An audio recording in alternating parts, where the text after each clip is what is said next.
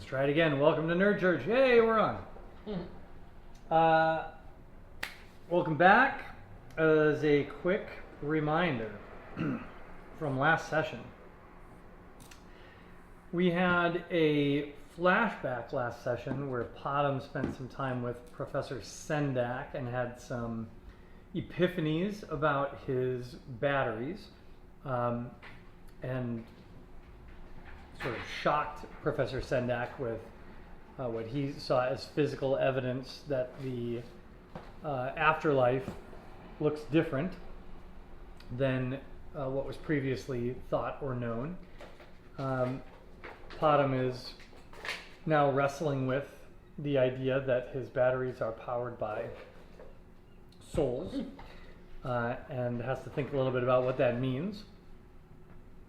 Also, Professor Sendak agreed to meet him at that rock formation about a week after you all departed the city. Jumping forward, you all had met up with Shota, the hedge witch, on the verge of the wound. She offered to remove your tracking curses in exchange for gathering some ingredients for her from within the wound, for the, quote, quick and dirty version of that removal, which you could do on your own, but which carries both physical and psychic risks and will alert the Synach that you have removed the curse. She asked for 3 sets of fresh fire toad eyeballs and a patch of Vestal moss, which she told you could be found in the same habitat, and gave you a description of all of those things. Has to be larger than a shield. That's right, larger than a buckler shield. Yeah. And then for additional effort on her part to do sort of the safe version of this removal, she asked that you bring back some kind of physical evidence, tangible evidence of what is happening in the wound, what is causing undead creatures to now start leaving this area and roving out into the countryside, because she's trying to decide if it's safe for her to stay or if she needs to relocate. So, after warning you about the dangers of the fire swamp, you headed out into the wound on foot. Your crickets are being held as collateral back in Shota's yard. With some very well organized searching tactics, you very quickly found the location of the fire swamp within the wound and marked it on your map, so you can return there when you wish. But then you, rather than immediately getting some toad eyes, you pivoted and headed deeper into the wound, aimed as best you could figure for the center of this geographic area, also searching for evidence of undead. You did find a path that you believe might be the trail of some undead that appeared to be both coming and going, and you followed that trail deeper into the wound. Where we left off, you were attacked by a pair of displacer beasts, which you dispatched fairly readily, with some minor injuries, and we will kind of pick back up from there right after the battle. Well, right after the battle and the skinning of one of the displacer beasts. Ew. I mean, it's for a good cause. Yeah. No And this no is question. day 23, correct? This is. Let me make sure. Yes. It's kind of like a mortgage. If you just ignore it, Totally, it doesn't or like exist. a student loan. Yeah, student loan, Yeah. even better. If you ignore it, then it's fine. Yeah. It only exists if Yeah. you acknowledge it exists. Yep. I don't look at it. So I don't look at the talk I don't about it. yeah I don't look at the number of days that have passed it whatsoever. Mm-hmm. Yeah. So everything's fine. Ignorance is bliss. It's early evening on the 23rd day after you released Upido, and you are all standing in the middle of a sort of scrubby wooded area. You're not really in the swamp part of the wound. It's sort of a scrubby wooded area of the wound where you most recently battled and skinned these displacer beasts. The path that you were following lies ahead of you, but night will fall in the next couple of hours probably. So you'll need to now decide what you'd like to do.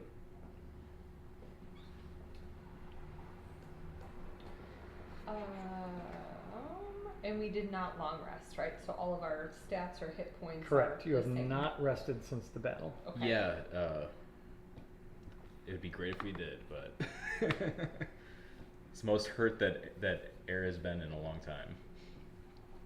But I know there's some time restrictions for us, so. Well, I mean, we're already 23 days out. What's another bit of interest on this student loan? Yeah, well, I do think that we need to chop. Yeah, probably. And my bear still has full.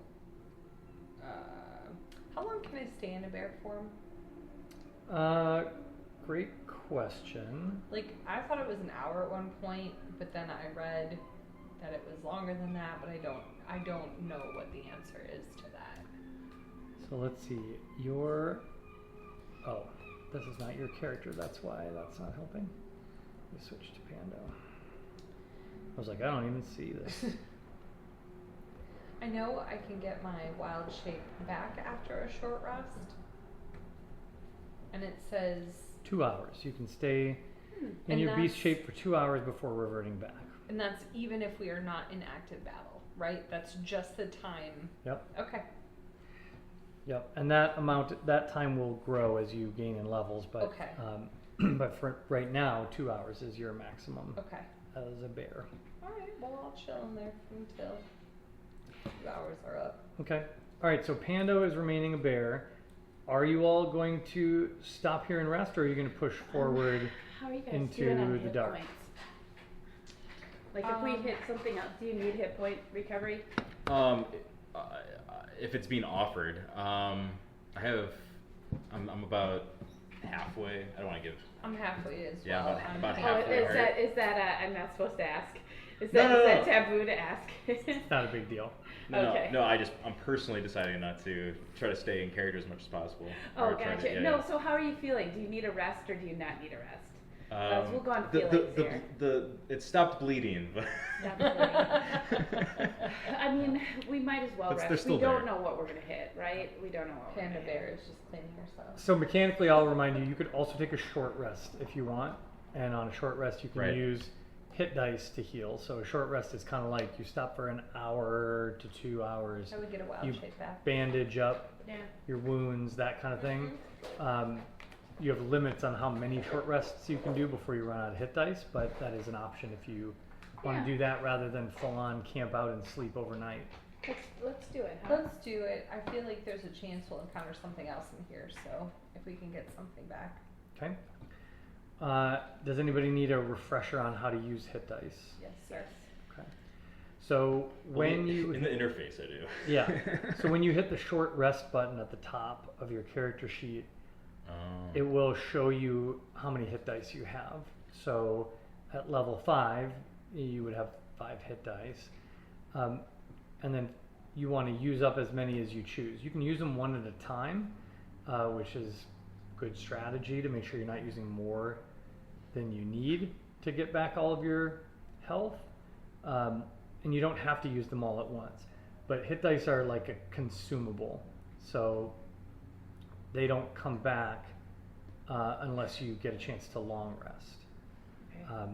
When you roll for them, be sure you're adding your Constitution modifier. So, for example, Pando, +1.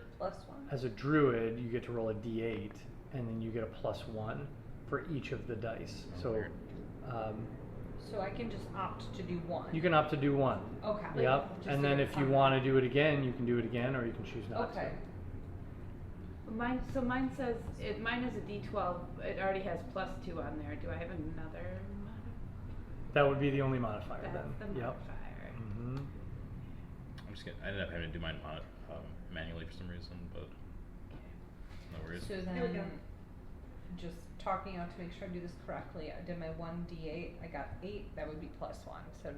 So 9, yep. Okay. So you'd heal 9 points. And then just make sure you mark it in that short rest tab that you've used 1. Thank you for explaining that. I feel like we haven't done that. I don't think we really have.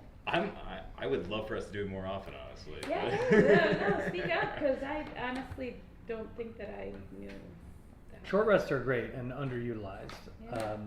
You know what I think it is? I think it's because in 5th edition they made it an hour. I think it was 15 minutes in 4th edition, Uh-huh. or at least in an earlier edition, which made it like an easy. Yeah. But hour's like just long enough where you're like, do I have an hour to sit around here? Right. Right. Right. Yeah. Yeah. Yeah, but it is super useful, and especially because you have a warlock and a druid who get They love stuff short back rests. Yeah. Right. on a short rest. It's our I don't thing. know if you get rages back on a short rest. I think that's still a long No, rest. but it's okay. Yeah, I can only, I think you're correct. But with a D12 hit die, it's a way to gain a lot of hit points Mhm. back with just like taking a breather. That's true. All right, very good. Well, then you can modify your hit points based on how that went down for you. So at this point, the sun is sinking low in the sky.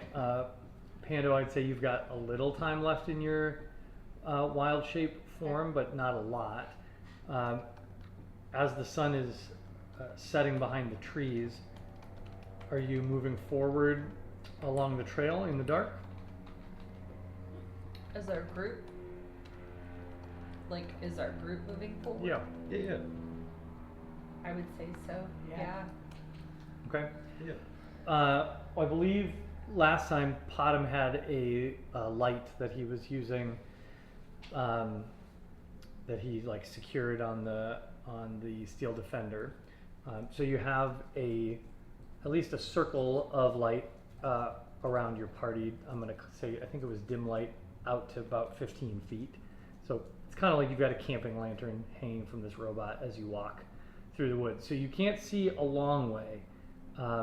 Those of you with dark vision can see a little further out to whatever the limit of your dark vision is. I think that's 32. You, 60 feet. well, the only other thing I need to know is what order are you going on the trail? It is a wide enough trail right here that you can walk 2 by 2 if you want, or you can stretch out in a single file line. But I just need to know who's in front. Potham has the light, right? Mm-hmm. I do not have dark vision. I know you guys do, Yeah. so I'm just gonna Sticking hang to around the the- back. Yeah. And Air's leave up it front, there. scouting, Yeah. Okay. looking, taking full I'm bringing advantage up of the her, rear. Okay. her eyesight. Yeah. Okay, so Air, Pando, Potham, Freyon. Mm-hmm. Yeah, by the light. Because I have 60 Right. feet dark vision. Is that yours as well? All right, good. All right, you all march on forward. About 30 minutes into this, Pando reverts from a big fuzzy bear back to her normal form. I'm And gonna you say she's always surprised when it happens. Like there's always an audible like, oh. like that. And then you walk for another several hours deep into the night. The sky's fairly clear tonight, so you do benefit from a little bit of starlight helping to light your way. There are odd noises, odd wilderness noises out here. And Panda, when night falls, you feel even more strongly that sort of perverted wild energy here. It's almost like it comes awake a little more in the night, and you feel a lot of activity in the wilderness around you. Not necessarily imminent threat, but there's a greater alertness of the living creatures around you. And again, they're twisted in some way. Nature is in pain here. As you continue to walk, Air, you are the first to see this because you're up in front. Mhm. But up ahead, the trees begin to thin. They don't go away entirely. There's still some trees, but you see some other low shapes on the ground interspersed among the trees. First, one or two, but then many. And as you get a little closer, you see that there are sort of objects scattered around a fairly large open area here. Okay. So you walk out into a section of not cleared forest, although certainly there are some places here where trees have been knocked over or cut down entirely. Like recently? No, No, just from some long time, ago. Like this place looks at first glance looks undisturbed Sure. for a long time. But it is the space you're looking at, this sort of clearing in the woods, is probably 3 football fields in size. It's a big open space. And at first you're not sure what all these objects on the ground are, but as you get a little closer to one, you see it is an ancient looking rusty helm that is sort of sticking up out of the dirt. Partially. And a little further on, you see what looks like a shoulder pauldron, a piece of armor, similarly kind of resting on the side. There are long halberds, broken and the wood rotting away, rusty metalwork. As you look around more and more, you see this looks to be an ancient battlefield. Cool. There are long rotten away corpses, skeletons, all sorts of gear of fighting. Nothing too significant in terms of like siege engines or things like that. There's the wreckage of maybe a wagon here or there. Skirmish or something. Yeah, it looks like maybe some hastily thrown up barriers. But your best guess is that these have been here for well over 100 years. Oh, okay. Based on, like, they're really diminished. I mean, you pick up one of these swords and it might fall to pieces. Okay.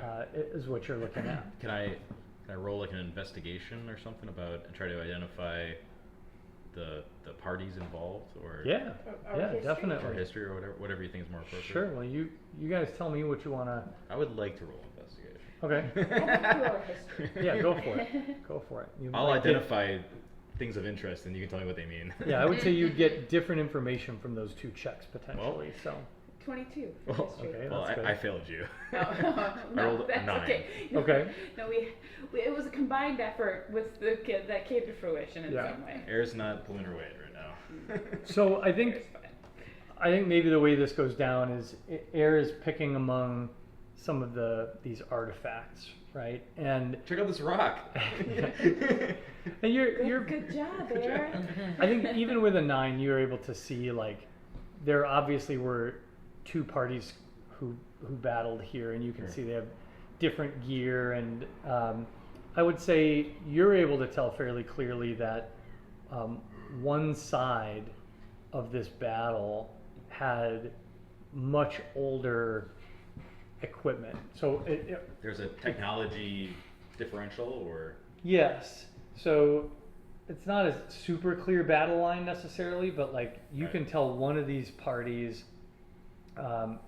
there's less degradation of all their material here, and it's not modern, but but it looks like it's in slightly better shape. Like maybe it's 100 years old, but the other side is very noticeably older, more like falling apart more.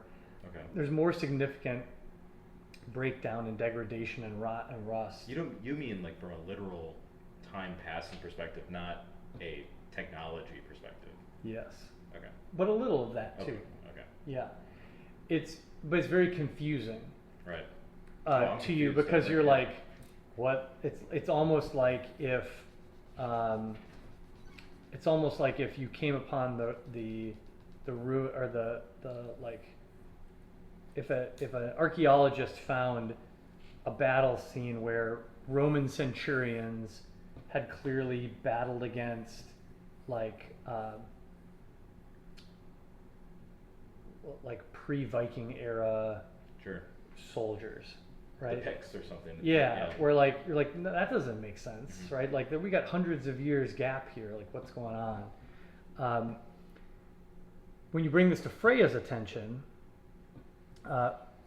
Freya, this is also confusing to you for a moment, but then it clicks in your mind back to some of the research that you all did back in the university town and the archives, because while you were doing that research, there were historical records of the war against Eupedo. Oh. Because I was wondering about that actually. Because in the war against Eupedo, which happened about 100 years ago, Eupedo's army was an army of undead. And from that context, you look back at this battlefield and you realize that the They would have fresher brought their older weapons. soldiers here were living soldiers from the Minotaur, state, and the older corpses had been reanimated. They were literally corpses when they fought 100 years ago, recycled, and now once again resting here. The other thing that you all notice as you're doing this exploration, and I think it's fair to assume that Potom would be doing his own investigation here too, and we know Just running around like. we know how Potom rolls investigation at this point, but just for fun, I'll roll one. It's like plus $1 million. Yeah. So. You gave him too much power, Jen. You gave him Yeah. the book, and now he's. Oh, buddy, you only rolled. Oh. He only rolled a 6, but for Potom, that's 60. plus 6. No, plus 9, so that's a 15. It's Terrible roll. bad for Potom. He'd be deeply disappointed. Horrid. Can't wait to yell at him when he gets here. He's But I think while Air and Freya are kind of placing this battle in a historical context, Potom and Pando are kind of putzing around and looking at things, and you spot a section of this battlefield that looks recently disturbed. Oh. And there's a patch here of probably about 20 feet square, maybe a little bigger, where there are no corpses, there is no armor, and it's right in the middle of the battlefield. So it's very Is it strange. perfectly square? Pretty close. Yeah.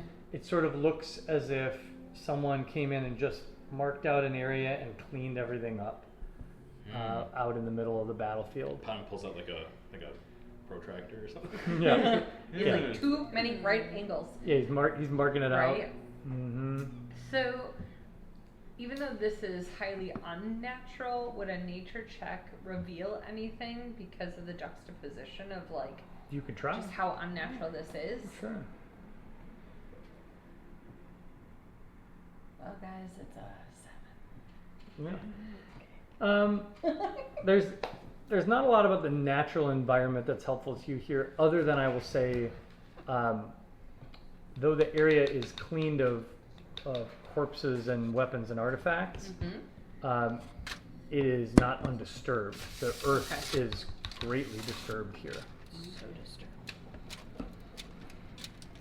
Earth is greatly disturbed. Well, how about just an investigation check? Sure, yeah. I mean, you Oh, guys sure, can yeah. kind of wave over. Yeah. We'll say Pando and Potom kind of wave you all over and go, "Hey, come look at this." Look at that. Hot. I'm hot tonight. Also, Right, did we, 16. did we just find where 19. Yukita is coming back? Can we just like chill and wait for her? What's up, camp? Yeah, is this her portal? Is it right here? Mhm, Is set this up the camp. Thunder portal? I have to say, I feel like Air, whose previous job before becoming part of this party involved her investigation of things. Mm-hmm. Is she secretly bad at her job? I mean, Was she secretly terrible at investigating things? certainly had a lot of bad rolls. She's had a so- lot. I think historically, I don't think she's ever rolled higher than like 10 or 12 on That's an okay. I investigation have a roll. +4 on persuasion. I've never persuaded anybody of anything this entire game. But you have punched a lot of them. I have So- punched them Yeah, after. that's persuasive. Maybe you're I Persuasion should is just your- use my intimidation, which is a +4 also, Yeah. more often.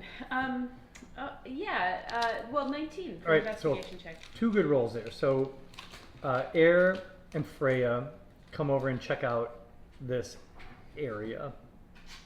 And I think, Air, the first thing that comes to mind for you is the shape of this patch of difference, let's say. Mm-hmm. Immediately you're like, that's a spell. Somebody cast a spell here. Sure. That's the area of effect of a spell. It's too Oh. organized. It's too neat. It's too It strikes you as like, oh, somebody cast a spell here. And Freya, when he says that, you look again and you know exactly what happened here, because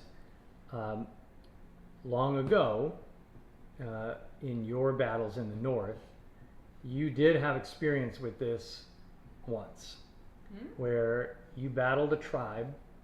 Your tribe went to war with another tribe whose shaman practiced corrupt dark arts. And one of the things that he would do on the battlefield is raise up and animate corpses to fight alongside their warriors. And so you look at this area, and when Air says, oh, that's a spell, immediately you see this disturbed earth, and you realize nobody came here and pillaged the loot.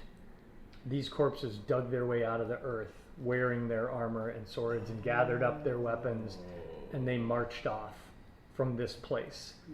The tracks that you followed to get here, this is their source. Oh, it all comes together. That's So- really Wow. scary. Do It we- is. I'm a little freaked out by I it too. I'm know. like, Can we? Air would like to, if possible, get a rough estimation based on the density of the bodies on in this battlefield and the size of the area of how many we're talking. How many undead soldiers seem to have been raised? Okay. Ballpark. Sure. Well, in this patch, Mm-hmm. your best guess is probably a dozen Okay. corpses. Okay. We can do that. We can kill a dozen undead. And, So they're still out there marching somewhere. well, maybe. I mean, they're Um, undead. But once you come to this realization, you look around a little bit more, because again, there's a big Right. area, 3 football field size Mhm. area. And as you glance around, even though the light is not good here, even within your field of view right now, you spot another patch Oh, damn. Okay. Well. that is the That same is- shape. Yeah, that changes things. okay, guys. Yeah. I don't like this at all. Do we just hightail it back? Like, I'm not sure what we can really accomplish No. hanging out here. No, not hanging we out. do know where to go back to get the items we need for the And then go back to- Edgewitch. And then get her view on things. And be like, yo, we don't have cell phone cameras in this day and age, but We can make a charcoal sketch. right. She's gonna know. Just be like, yeah, I'm sure she suspects. I Yeah. mean, but do we forge forward?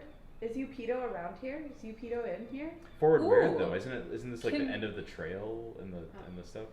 Well, the trail you were following led here, Alright. But the swamp but is- you've not explored this whole battlefield yet to see if there are Oh, other okay. trails or other things. I mean, you remember it's the middle of the night at know. this point. It's dark. You guys can see about 60 feet around you. So if you want to fully explore this battlefield and really like invest an hour or two marching up and down and really looking closely and doing some tracking stuff, you can do that. I mean, if we're potentially near PETA, that would be so hilariously awful if we just like turned around and left without at I mean, least looking. something's raising these up from here. Guys, we need to investigate this a little bit more. We need to hang around here, and I think that we're hot on our tail, frankly. You think so? Okay. Well, I think they at least have a clue, and before it was like the whole world is Something raised possibility. these Okay, things well. up, and we met them halfway down. I mean, they weren't far away. Okay. You know, something raised these things up. So we're around here somewhere. I don't think we should turn around and walk away from this. My investigation We is might not all die, but sure. It's just a normal day. Normal day. So is the plan just to keep looking I'd for say clues? let's just like, keep looking around the battlefield here. for more recent clues of Yeah. Geppetto? Is that the idea? Well, I mean, I think this is fairly recent. I don't know. We don't know if it's I don't know, Geppetto yeah. or not, but Right. it was raising these. But something is raising these, and there's a pretty good chance. So you can kind of take two approaches here. Okay. I mean, you can take many approaches, but here are two possible approaches you could take. One, you could all stay together, and you could just go up and down, or Potom can make a search plan or whatever, right? And systematically, Fan out. you can investigate the whole thing, but stick Comb together. the whole battle. Comb the whole battlefield, the perimeter, look for clues or whatever. That approach will be more, it'll be a little safer because you'll be together. Mhm. It'll probably be a little more effective, but it will take substantially longer. Mhm. So time versus quality, let's say. Yeah. The alternative is you could split up either in pairs or all four of you and kind of comb this area, which would cut your time either in half or down to 25%. Would be much That's what I was faster. gonna say. I think we should pair off. I As mean, long as we're in don't go alone, pairs. but yeah, go in pairs. And we still have the communication device, so we can be like, help. Oh, the And community. you'll literally be within shouting Yeah, distance. yeah. Like, We could set up a spell or a flare, like a cantrip Okay. or something. We have ways to alert each other. I feel like. Okay. And you like, just won't necessarily have line of sight Sure. to your other party members while you're doing Like, this. Potom and I are going over here. We'll check off down here. We'll check over here, okay? Go this way. You guys go that way, that away, this away, that away. Yeah, I don't know like the shape because there Are isn't they- a visual, but Are they sure. trying to They're totally kick up out to the stuff. elves? We're not- Are they trying to kick out the elves here? So racist. They're up to stuff. It's super obvious, but we Racist. also we also just I think need to divide and see Got it. what we can find. I Yeah, remember. we have one cursed person in each party. There you Oh, go. that's perfect. At least someone can find us. Right. So I'm gonna have each pairing here pick someone to roll. You can roll investigation or survival. Okay. Whichever you pick, you will roll at advantage because you have help. So the other person will be taking the help action. I got it. You got it. Got it. I'm gonna roll survival. Okay. I rolled 8, Oh. but then But that. I rolled a net 20. Ooh, nice. Yeah, we're really investigating. Really. I rolled a 15. Okay. Air pulls out her like deer hunting cap or whatever, like the Sherlock Holmes cap. You tell me you have a Elmer light. the Elmer Fudd cap. a little, like a little smoking pipe. I like it. But I didn't see you actually pull it out. I just turned and It you're just like, was there. It's yeah. there. Oh yeah, I should. You know what? That's gonna be. I feel like I should add that as like an air thing. Is that she just also has a smoking pipe. Yes. For Appropriate. when But she's intensely bubbles. Yeah, bubble. Yeah, bubbles. All right, so Pando and Air, you start out less systematic, I would say, than Potom. You don't separate more this. inspired. Yeah, it's not a grid. You're not working through a grid pattern, whatever. But I like going on our feelings. it's a vibe. It's a Yeah. vibe. Yeah, But it's vibes based. But you get out there and you do kind of trust your instincts and very quickly identify that there is something of a pattern here. And it's hard to tell at first, but the more of these square patches you find, and you do find quite a few, the more you start to recognize, more like zooming out in your mind palace to the image of this battlefield from above, Air, you can kind of tell that these spells being cast in areas where the battle was perhaps the most dense. Sure. Well, that's just efficient. That makes Yeah, sense. Yeah. that clearly some, there was some thought given to where to cast the spell to get the maximum output. So this isn't random, and it's not an idiot who's doing this. Right? There's Can an we see that intellect there's at like work. an obvious direction that like from each patch that was raised that like a trail goes off in an Yeah. obvious direction? Okay. Yes, and so that's what I would say you all also identify. So I'm imagining that you all sort of split this area, and most of the squares that Air and Pando investigate, Team Elf, most of those squares have footprints leading away from them, heading almost due north. Okay. Okay, due north. The And the direction we came from was you have been heading east, in. or west. We've been going west. You were entering from northeast North, of the wound, right? So you've been headed southwest, Right. and then turned almost due west, Okay, and now these. and then you found this place. So there was this one that you've tracked in from the east, Right. and you're seeing a lot of these paths merge together and then head Due north. north. Okay. Podum and Freya,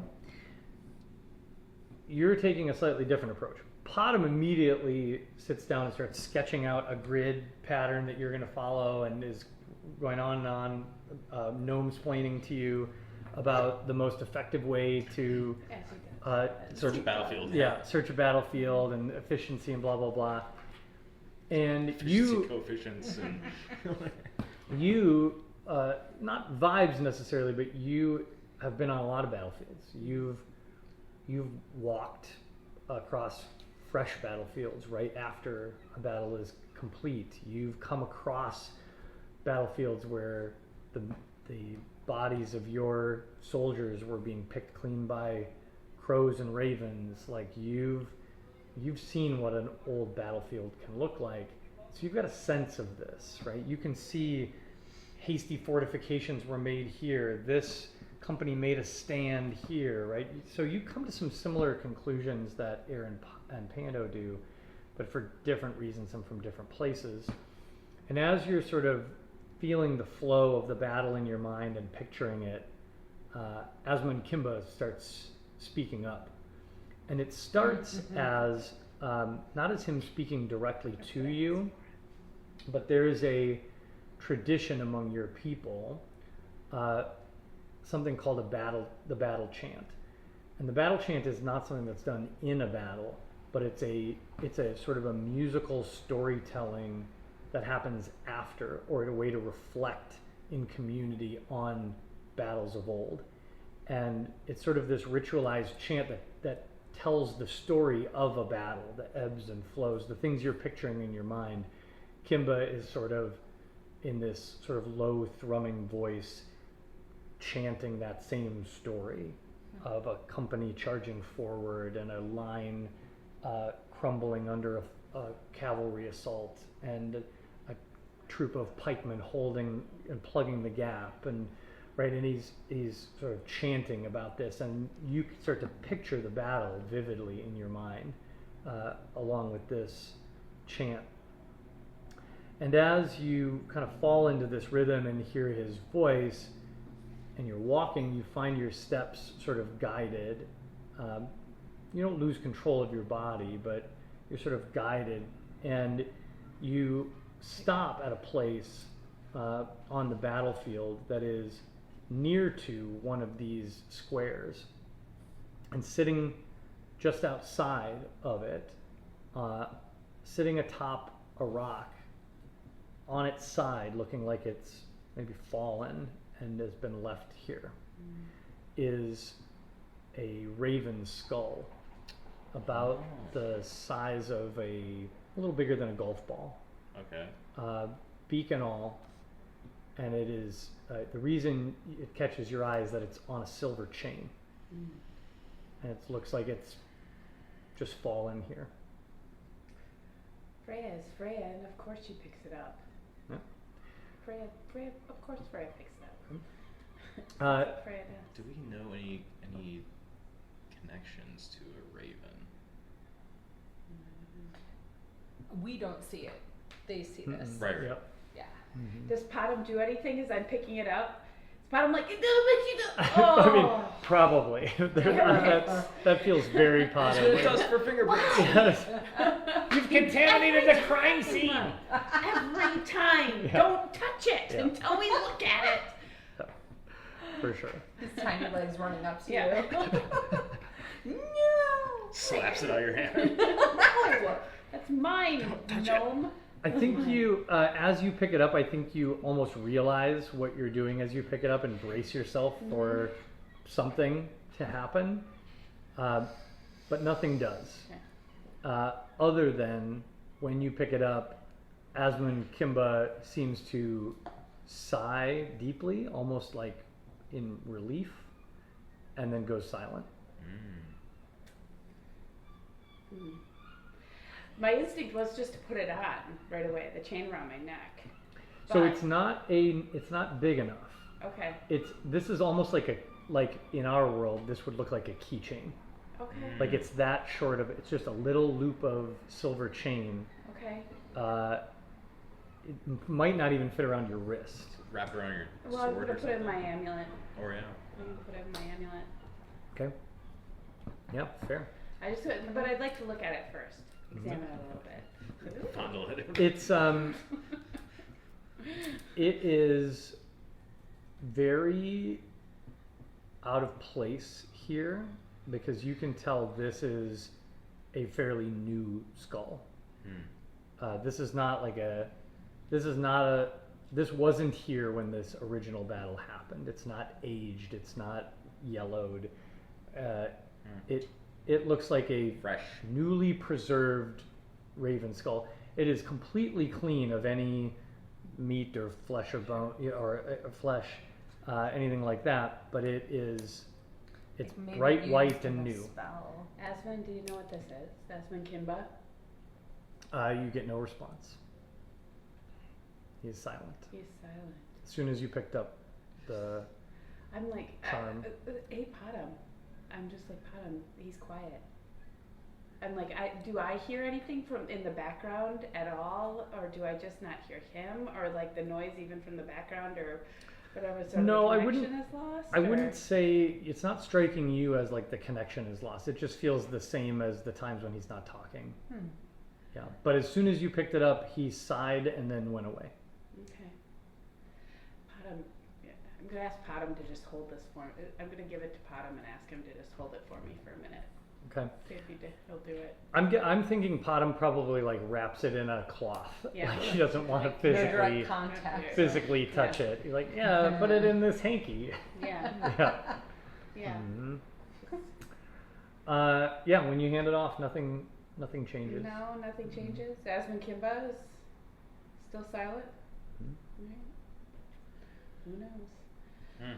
Okay. The last thing I will say is, while you're having that encounter, Potom executes his search plan, and what you find is on the side of the battlefield you're looking at, a lot of the trails also merge, but they lead due south. Not quite due south. They lead southeast slightly, so like southeast. This chick has raised an army and sent them in every direction. We got south, southeast, and we got north are the two big ones. Can we pull out a map and hypothesize about where Yeah, they're do you heading? have any Or idea Yeah, what of course would you be? I would say you don't have like in your possession. You don't have an excellent high quality map of the mainland. No drone Well, we have a No. bit of an idea, and Yeah. I kind of which direction. But you have a rough idea, and you all Sure. definitely did some research. have a cartography background. This blue is definitely land. In a past life, I was a cartographer. Air, why don't you make a history check?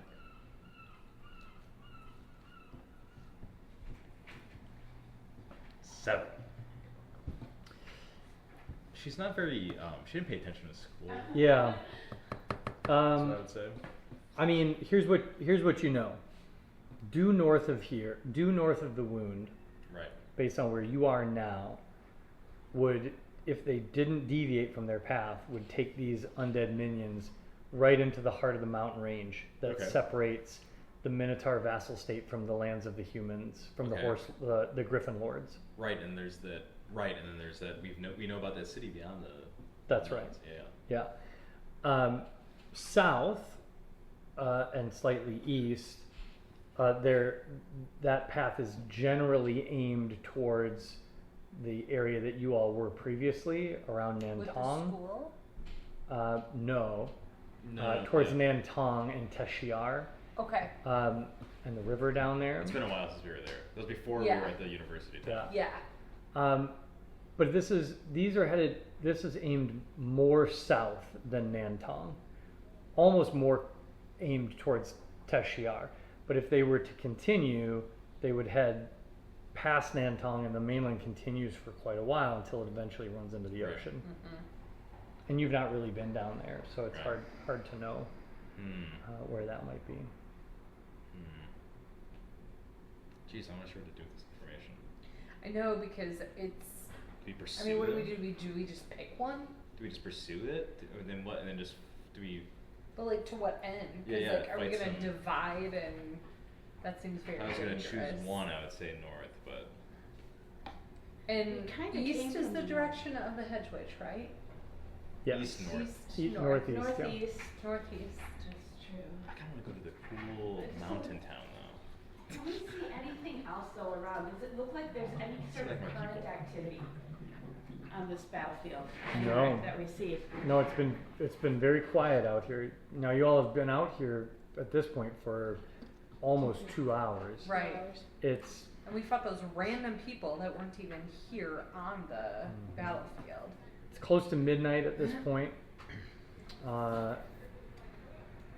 Yeah. So Okay.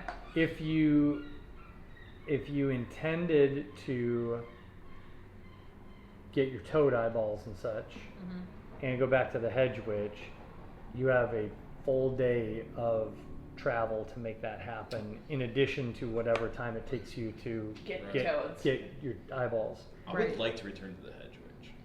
I think would that makes too, sense. because we want to get our trackings removed, Yeah, so and we have freedom to make those choices. I try to surround myself with people who are smarter than me.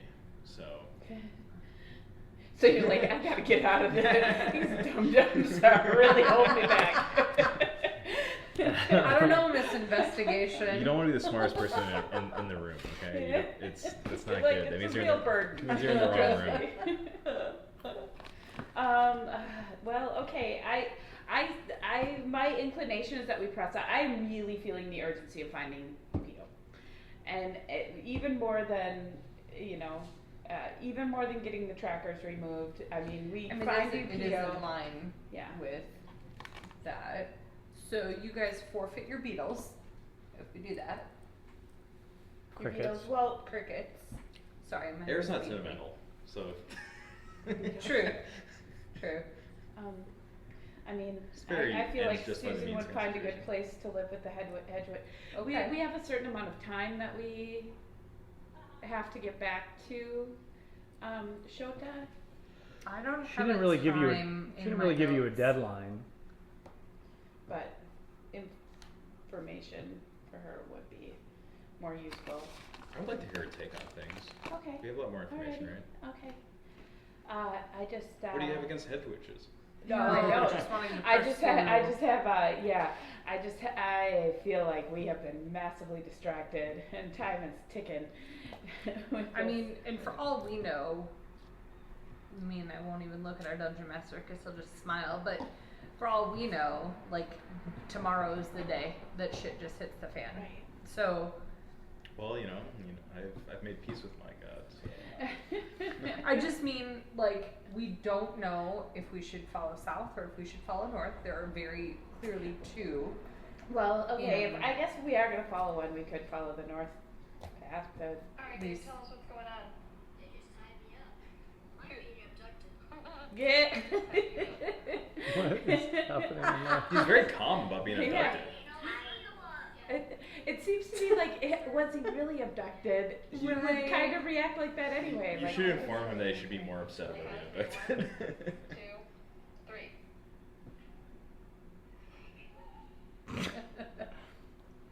Oh, he's getting out pretty effectively. That's why he was so calm. Yeah, So you guys are terrible. You guys don't know your knots. it's weird. That's a weird text to get. Okay, Okay, So where are we headed? Sure, I guess, yeah, I'll follow you back north, just with the understanding that if we find something, we're going for Upido. I mean, we gotta, Sure. sure. No, for sure. The problem For is sure. we don't know which direction. We don't even know that it is Upido. Like, we have the gut feeling that it is, but like, That's why I don't feel bad about this time going by. It's because we're trying our best. You know? We are trying our best. Are we though? What other? Yeah, I mean, I'm not sure what other decision we would have made that would have been different. Just feel like they're good, I wanna storm the castle. Okay. we just All don't right, even know where we she could is. go- Like, if we knew definitively she was south, we could go, but like, we don't know. So how far back are our toad eyeballs in relation to the way that the north path points? so if you retrace your steps directly, you probably have about a 5-hour hike back to the place where you found back to the fire swamp. Okay. And then from there, it's another almost day's travel, not Right. 24 hours, but like a 12-hour journey back to Shoto. Mm-hmm. I guess if we're gonna do it, let's just pound this out. Let's just do it. Mm-hmm. 5 straight hours, toad eyeballs, and do this. Okay. Okay. Yeah. Easy peasy. Okay. Are you showing the Raven Skull to anybody? You showed it to Potom. I'm just gonna hold it for now. Especially, I may have, but yeah, I do. Guys, I found this. Cool. What do you think? Yeah. Looks like it's part of a spell, Yeah. Mm-hmm. It's like a like an totem of ingredient. some sort. I don't know. Could be a totem, yeah. Do we? Does it have any? Do ravens have any significance to us in this world? When they're alive, they can mimic. Yeah, but have we met anyone who has like raven iconography or anything like that? I don't think so. Panda, why don't you make a nature check? Oh, Okay. we have met someone. Maybe. 16. 16.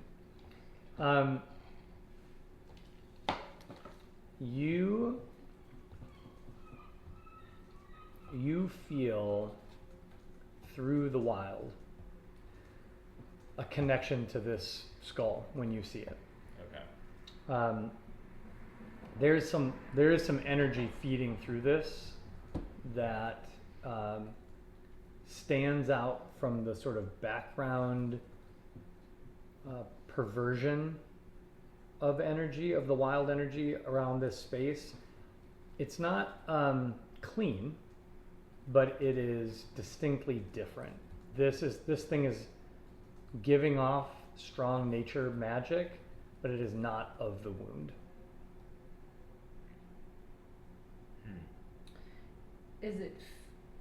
Is my assessment correct that it feels like it's a part of a spell or like a part of something that is contributing to what this person was able to pull off? It doesn't feel necromantic to you. Okay. It does not. You don't. Well, let me say the vibe that I just described, Mhm. you got as soon as Potom pulled the handkerchief back and you saw it. Okay. If you want to examine it more closely, you would need to spend a little bit of time with it. Can I examine while we walk? Yeah, Okay. certainly. Just to see if I feel anything. Mhm. Wish I could be a raven. I think that's the next level where I can fly. That's cool. Yeah. Pando, as soon as you pick it up, Mm-hmm. I need you to roll a wisdom saving throw. Immediately? Ooh. Oh, there's And some, that's the some one- more interesting okay. than. Your hand clenches Whoa. tightly around it as soon as you hold it. I rolled a 25. That's very good. Oh, you have a plus. You have a plus. Dude, 8 to your I wisdom know. saving. I Damn. like That's a- piled it all in there, It's so a very anything else valuable I'm saving throw, honestly. basically dead.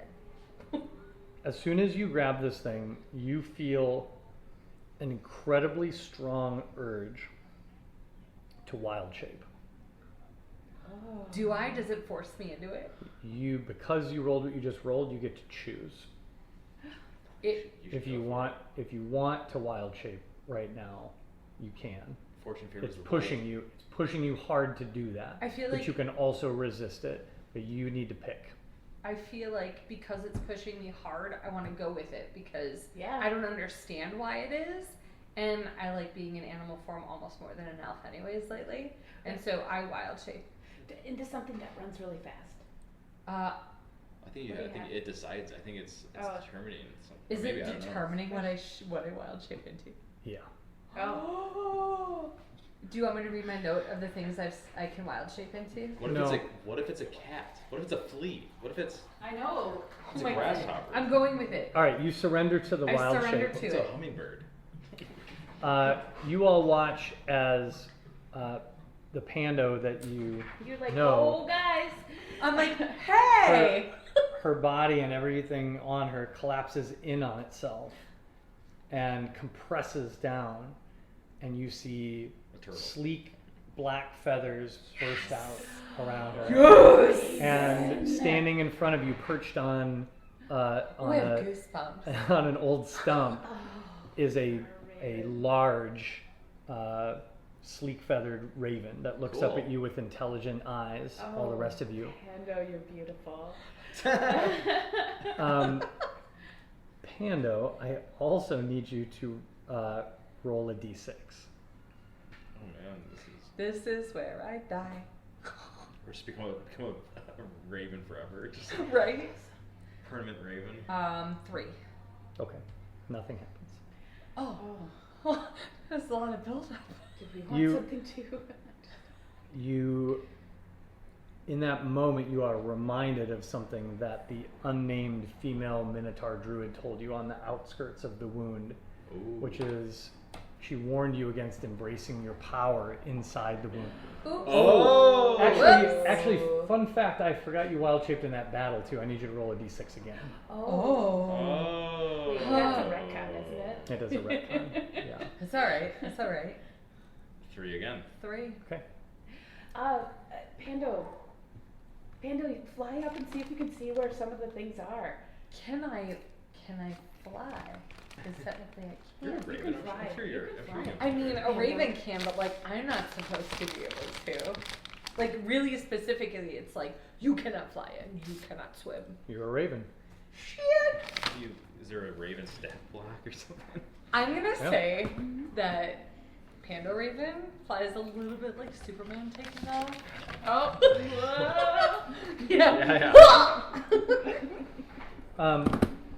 Yeah, I think the first time you attempt to fly, You're fledgling. there is an awkward kind of Oh. fluttering and flapping. I accidentally knocked Bottom in the head. I got this.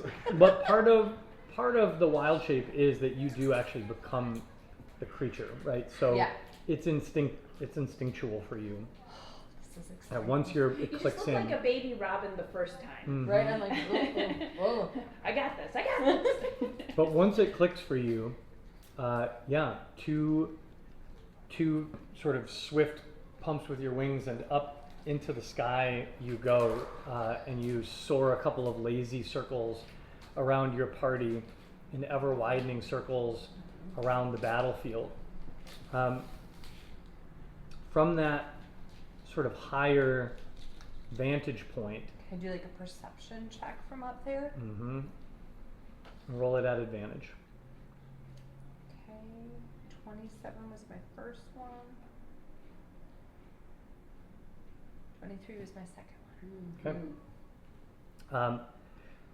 As you circle more and more, you realize that this is a little unlike other wild shapes for you. Not the least of which because you can fly, Yeah. which is not something you've been able to master No. before this. But you also experience a blending of the abilities of your normal abilities and this raven's abilities. The Where particular raven. You can see much further than you could as Pando, but you also still have dark vision. And so from up here, you can actually see the battlefield in perfect clarity. Wow. It's as if there was bright moonlight out here. And so you have this panoramic up top, like here's your drone, Yeah. basically, Yeah. right? Drone view Yeah. of the battlefield. And after a couple circles, it's very clear to you that your best guesses here from the ground are accurate. That at one point, someone here raised 5 companies of undead soldiers that all came together and headed due north along a path, and you can see that path extends for quite some way out of your sight. And that at a later date, that same someone perhaps came back and raised another 5 companies of undead soldiers who are headed south. It strikes you that the paths leading away from this battlefield are dead straight, that they do not deviate around obstacles. They remember that scene from the D&D movie where the paladin walks over the rock Yes. instead of around it, and they're cracking up about it. It's like that. It's that literal. These paths okay. march through bogs, over trees, Wow. right? They're not. They are straight lines as far as you can see from here. After about 15 minutes, you start to feel a little weary, and you recognize the signs that the wild shape is ending. So you're accustomed to your wild shape lasting for 2 hours. Right. This does not. And so if you don't want to become Pando again 100 feet in the air, you realize you're going to have to get back to the ground. And about the time you land, a few minutes after you land, you revert back to your normal shape, and you're holding the Raven Skull charm Pando, that was awesome. in your hand. Do I have any side effects from it coming out of that particular wild shape? No, Okay. no, it So I'm feels okay. it feels normal. This Does it I take will one of tell my you wild mechanically, shape? this did not cost one of your wild shapes. Would you like me to hold on to that raven skull for you? Actually, I would really like to. I wonder if I should, because I wonder if it's a proximity thing that pulls. Because it didn't pull when you had found it and I wasn't touching it, right? That It pull didn't, only until started. you touched it, it didn't do anything. Okay, then I'll yes. keep it in my amulet. Because I don't want it to wild shape me and have unexpected consequences. I will tell. I mean, I'll just tell you above the table. Now that you've overcome that, you would not face that again. You feel confident that they can't Oh, force you you have- anymore. You've asserted your will over this item. Wow. Wow. You should just carry around as like on a necklace or no, sorry, it's not large. I feel like a little annoyingly, I keep bringing it up as we continue to walk. That would be a Panda move, and she's like, "Do you remember those?" Like, when I That's was a really Raven. cool, isn't it? It was really Wow. cool, Pando. It was. So then, do I share what I saw with everybody? Yeah. Are you And- kidding me? Freya's not going to let you not. I know, right? So Pando shares about the trajectory and how clear it was that the path north was an older unleashing of the undead, and that the path south was a more recent unleashing of the undead.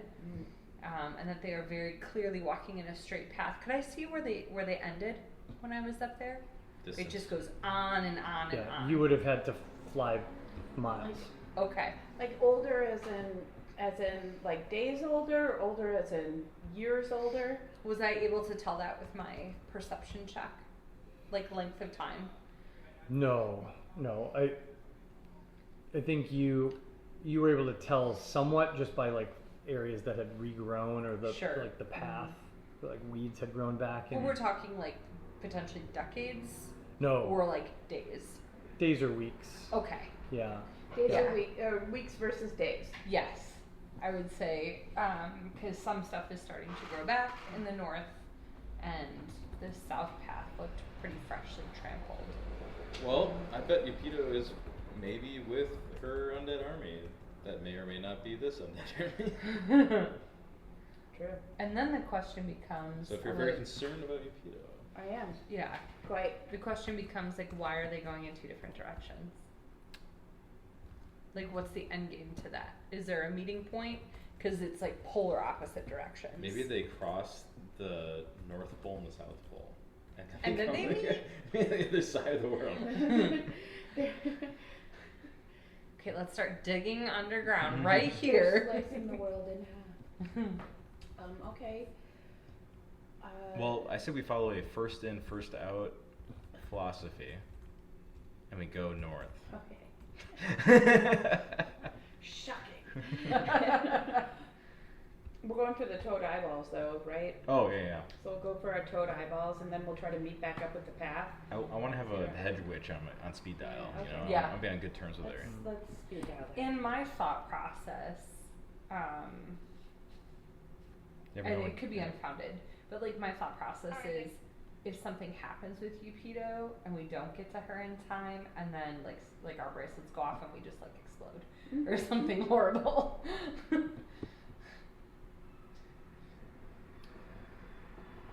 All right. Anything else you're planning to do here at this battlefield, or are you headed back towards Fire Toad, toward Headed the back Fire toward Swamp? Fire swamp. Fire swamp. Okay. Should you choose to continue without a long rest, you will all take a single point of exhaustion as you move into day 24 since Yupido's release. Before we get to the fire swamp, or It's midnight now, so yeah, we're. you know what? This battlefield seems a little dead. Maybe we should just take it here quick. This Among the battlefield dead? seems dead. Boo. I don't know. What do you guys? We can if you want. I'm I'm fine either with way. that. I could press Instead on. of the fire swamp, because it's kind of hard to sleep in the fire swamp, isn't It it? is. Okay. We. Air's a I tough think- cookie. She could keep going, but if you want to. It's up to you. To remind you, exhaustion, a single level of exhaustion. What is the description here? Here we go. A single level of exhaustion gives you disadvantage on ability checks. Only. That's the only effect. Doesn't And it that's- start to wear in your XP? No. Okay. But at higher levels, if you take a Gets second worse, point of yeah. exhaustion, your speed is cut in half, and you have disadvantage on ability checks. Okay. These all stack. At level 3 of exhaustion, you have disadvantage on attack rolls and saving throws as well. That's bad. That's when it gets real bad. At Right. level 4, your hit point maximum is cut in half. That's real bad too. Okay. Right. At level 5, your speed is reduced to 0, and at level 6, you die. Okay. So you don't want to go too deep into exhaustion. Sure. That's You can- not. But we could. You can We could ride the exhaustion a little bit. All right, yeah. But a single point of exhaustion is often not the end of the world. Yeah, that's you like re- a- it's you like a recover a weekend. level of It's like a badge of exhaustion. honor. I You mean, recover Potter a level hit, with like a long rest. 3 or something. Yeah. Yeah, He almost lost his mind. he did get to 3. It's Yeah. like a crazy night out or something. It's fine. All right. Go to- we go can to- do that. go to Sure. class next I'm time. okay with that. I would Right, say definitely Panda's is. reinvigorated after having just Energized. Yeah. flown around. All right. Yeah. Found Let's purpose. pound this out and grab some toads. Yeah. Let's grab these toads. We're ready to grab some toads. How do we Enough account for dilly-dallying. the exhaustion? Where does that go? In conditions, so Oh, top right. right hand corner, it's a condition. I believe it's down at the bottom of the conditions list. Oh, thank you. Yep. And You're welcome. like all the way at the top. It Yep. is next to defense. It's in the little box under your hit points. Yep. Got it. Exhaustion level 1. Conditions. Sweet.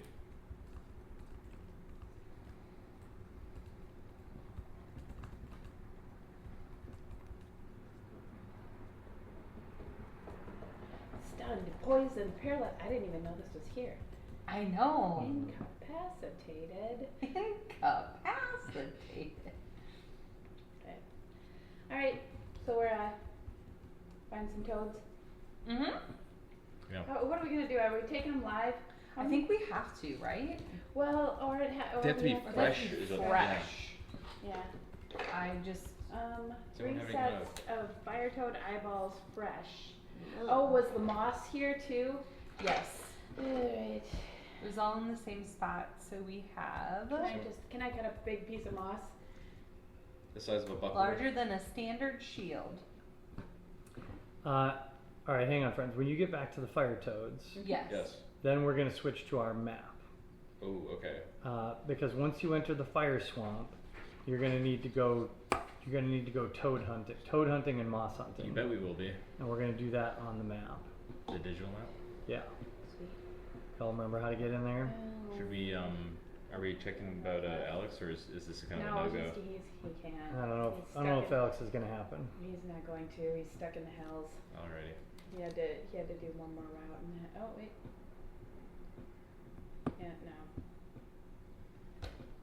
Alright. Let's see here. It's Oh, yeah, on the picture. I forgot that Freya now has an awesome icon instead of Yeah, that she instead of had- that lame token she had forever. Much I better. forgot how to get there. Same. I'm sorry. Game It's three.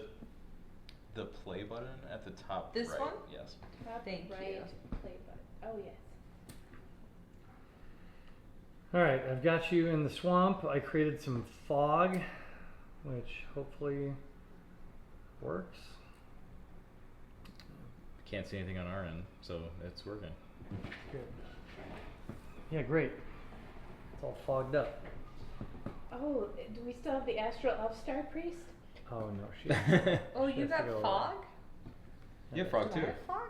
Yeah, it's just that cut off area. Oh, that's funny. Can't see past it. I can't. So it's working. All right, very good.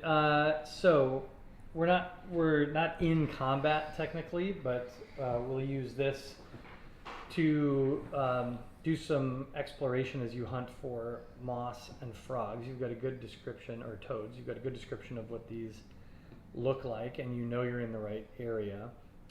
So what I'm going to ask is that we just go turn by turn. Why don't you roll initiative just for fun, so that we've got a turn order. 18. 4. 4. Okay. What's your dexterity modifier? I think I don't have one. Oh. I have 2. I guess I don't. No, I assume I think beat I it. don't have anything. Yeah. Yeah. All right, Potom got a 17. And the Cool. So Pando, Yes, sir. you will go first. So show me on the map where you would begin your exploration, or how you want to approach this. Going on a moss and toad hunt. So for clarity, we're going into the fog area. Yeah. So down and right. Yep. Where so we like want. Okay. as you make your way, get rid of some of this fog.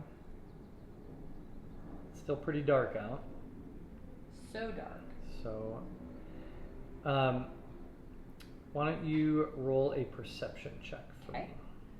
what? 24. Excellent. So immediately you see on the log up ahead of you that you're approaching, you see a little patch of that Vestal moss. It's not, the patch you see from here on this side of the log is not big enough to Okay. satisfy Shota, but it's a good sign, you think, that you're headed in the right direction or that you're in the right spot. So if you want to approach the other side of the log and check, you could, or you tell me what you want to do. Yep. Okay. Are Alright. you manually clearing it as I go? That's Yeah. so fun. All right, so stop right there on the log. Okay. As you stand in the middle of the log, you get a slightly better view.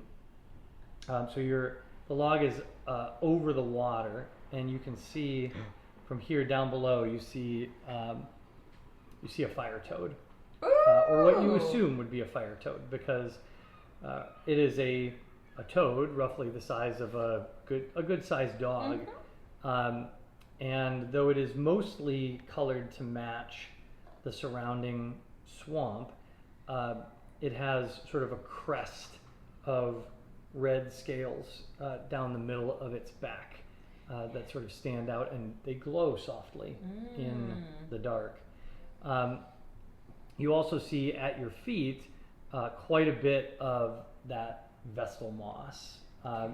Enough here that, while it's not all in one piece the size of a shield, It would you think if you collectively. collected all the moss on this log, that you would likely have enough to be equivalent to that. You don't actually quite know if that satisfies her requirement, if it has to be one continuous patch of moss, or just that's how much moss she wants. Yeah. But there's a lot of moss on this side of the log.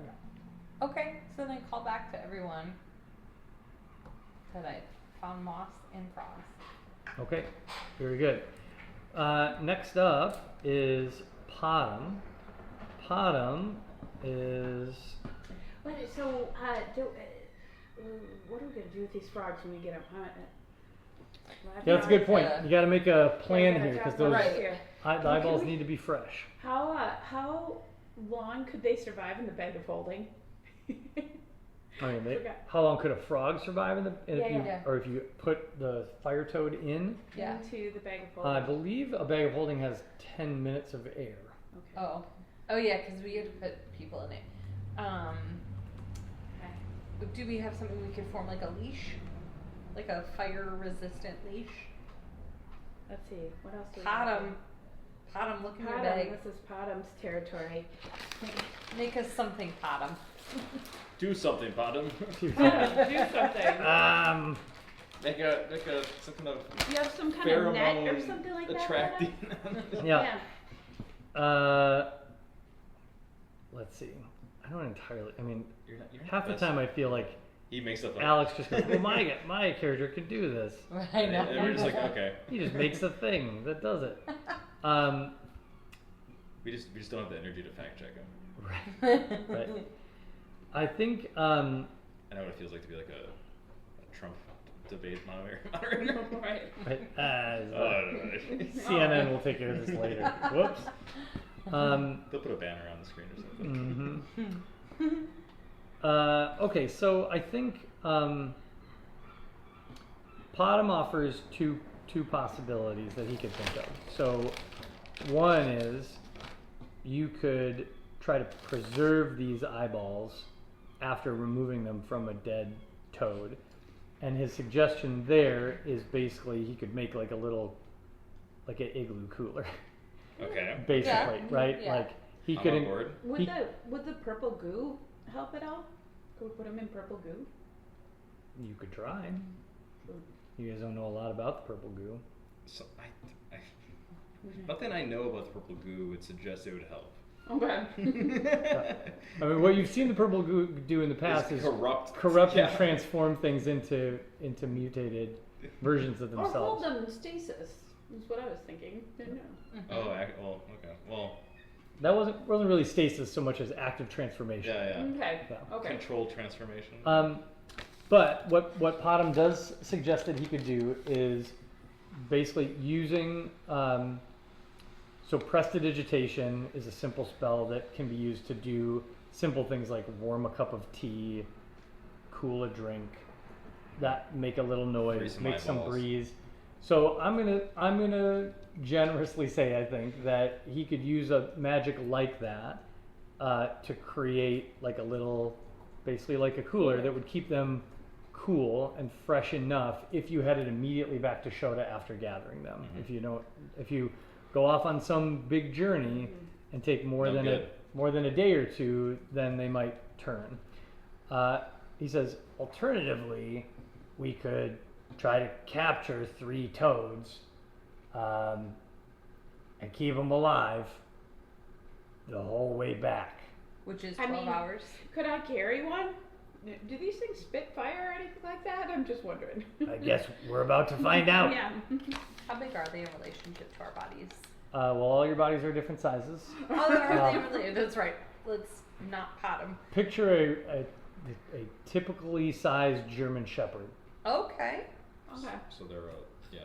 like an adult German Shepherd. Yeah. They're about that big. So like in the real world, if 90 I was pounds. standing next to one of these things, the top of its Oh, yeah. like crested head would be about here. Like those big toad eyeballs would be looking at my waist. So there's You big can as talk pot. to animals, right? Yeah, they're as big as bottom. Yeah. Yeah, I can. I can actually. Come Do that with thing us. where you No, like. no, I could at least like Yeah, see. you could try. We Give me your we're eyeballs. we're totally not trying to steal your eyeballs. I mean, don't tell them Gives you a why. chance for that persuasion maybe I'm check not to gonna land. want to steal their eyeballs after. we talk Yeah, about they're that. gonna talk to you about their Actually- families and stuff. Hold on a second. You're gonna name I them have, all. I bought a Larry. bunch of others. I bought some potions. Hold on. I mean, just use like non-lethal damage I and just whack them until Oh, they stop moving. I have a potion of animal friendship. Oh. Maybe I could use that. Maybe Don't I you could. feel worse though somehow? That Hey. you're deceiving them. Hey, whatever. Let's just That's sleep tonight, true. You know. Let's see. It's only 1 hour. By that time we can hog tie them and then carry. What You're on would a suck spit. is if we start our way. Her place is 12 hours from where we are right now, right? Yeah. Just if we started the journey and Podham's thing didn't preserve it, unless you're telling us that he does have something guaranteed to preserve it for 12 hours. 12 to 24. He's basically like, we can keep them cold for a day. Okay. Okay. After that, no promises. Then we Probably should our best probably- bet. I don't know a lot Yeah. about eyeball storage, but I can keep something cold for a day. Well, and we It's just don't true. know, like, did they spit fire? Are they I hot just- to the touch? We I probably say just shouldn't kill try them. it. I just don't want to make fun. Yeah. I just don't want to make friends with them. And You're then- right. and then kill them? I say Yeah. we just humanely kill them. Okay. Mhm. I'm down for that. With hugs. We kill them with love. Death and hugs. that's that. Okay. All right. Here. All right, Aaron. I'm on board, Aaron. Get it. We all just I'm on collectively board. stepped back so Okay, it looks like Aaron. we stepped forward. Let it be so. Great. So is Pom gonna move? Or? Yeah, Potom is. If you guys have decided on a plan, Potom is Yeah. gonna with his animated armor. We're gonna harvest some eyes and some frog legs. Tool. What's this? What do you call frog Oh, there we legs? go. All right, so Potom heads down this way, riding in the Steel Defender. I put frog legs in Google, and the top thing was frog legs in air fryer. Nice. And as Potom moves down that direction, he right away spots another toad, and he just calls out, "I got one over here. We'll get this guy." And he's going to. I don't know if I'm the right person to be driving Potom. One of you want to drive Potom? Sure. Tell me what he would do. 1, 2, 3, 4. He's just going for it. Or well, doesn't he have like a taser or something? He has a He has strong like a melee taser, doesn't he? attack Can nowadays. you try like Yeah, I gotta using his get. like he can. Bless you. Oh, he's riding on the Steel Defender too, right? So the Steel Defender. Pardon Bless me. you. Thank you. Yeah, let me get back into his Ooh. character sheet here. Or like a stun gun. See if you can use a stun gun on it. I like it. Alright, so Potom is currently equipped with a light crossbow, +1 warhammer, It's very good. and he's got a number of spells that he could cast, including Ray of Frost. Just whack it. Just whack it with a warhammer. Yeah, Just walk up to him and be like, "Hi, Frog." Yeah, I think you should try it. Branding Smite. Yeah, he could cast. Is that an action? Yeah. So he probably wouldn't do that. Oh no, it's a bonus action. So he could cast Branding Smite to like supercharge his hammer, and then he could run up and bonk the frog. Sure, that sounds fun. Okay. All right. He I hope you casts pat him, Potom. casts a level 2 Branding Smite. Okay. So the next time you hit a creature with a weapon attack, the weapon gleams with astral radiance as you strike and deals an extra 2d6 radiant damage to Wow. the target, which then sheds dim light in a 5-foot radius and cannot become invisible Okay. until the spell ends. So he casts that spell, and he races forward and swings at the fire toad with his warhammer. That is a 22 to hit, which hits the toad. And the toad will suffer 12 points of damage plus the smite. So 12 plus 10 is 22 Ooh. points of That's damage mighty. against Giant Toad B. Giant toad bee. Or Fire Toad B, I should say. Bethany. Bethany, the toad. So that's a big hit, but the toad is still alive and Oh. croaks angrily, lets out a rattling croak. And when that happens, you hear an answering croak from many spots around Oh. the swamp as you Little see swarm a stitch. bunch of other frogs, you see the crest on their back sort of ignite, like if you blow on embers.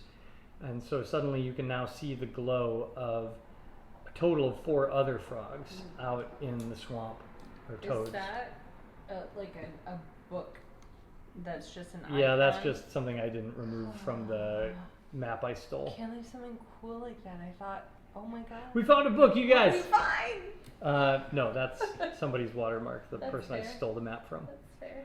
All right, and then Potom's Steel Defender is going to attack also because he gets to do that. I have no idea where that stuff lives for him. Extras, maybe? Oh boy. Probably actions somewhere. Oh yeah, here's Steel Defender. Steel Defender gets an unarmed strike, which is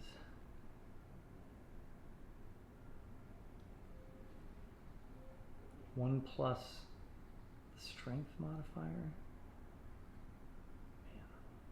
Oh, here, +9. All right, so Steel Defender attacks the Fire Toad as well. 14 plus 9 is 23. That hits. That's 1d8 plus 3 force damage. So that is 7 points of force damage against the Fire Toad. That Fire Toad is badly bludgeoned, Still? but still alive. Dang. Wow, that's ridiculous. Yeah, they're stout little dudes. Their skin is pretty rubbery, and they're I'm rubber, you're glue. yeah. But it's in bad shape. That toad's in bad shape. Well, I feel bad. I didn't want it to suffer. Just keep whacking at it. Yeah. Why don't you die? And now it's some toads are gonna go. So now the toads are gonna leap into action. Oh! This one is gonna hop to here, and it's gonna look at you, Pando, and it is going to.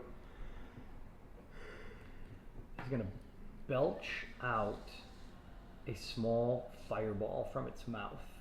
Is he near me? He's Close close enough.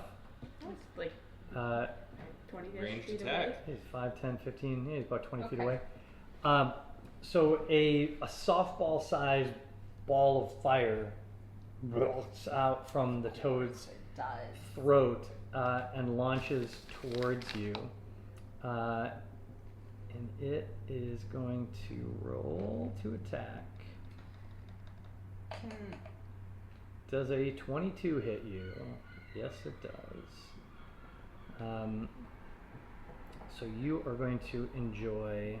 can I do an absorb elements? You can, in fact. Let's see how much damage it's doing first. It's going to be Okay. 12 points of fire damage. Okay. So absorb elements hmm uh, The second level one. at second level. You, let's see. 2d6. Up to 2d6. Yeah. You have resistance. All right, so yeah, so you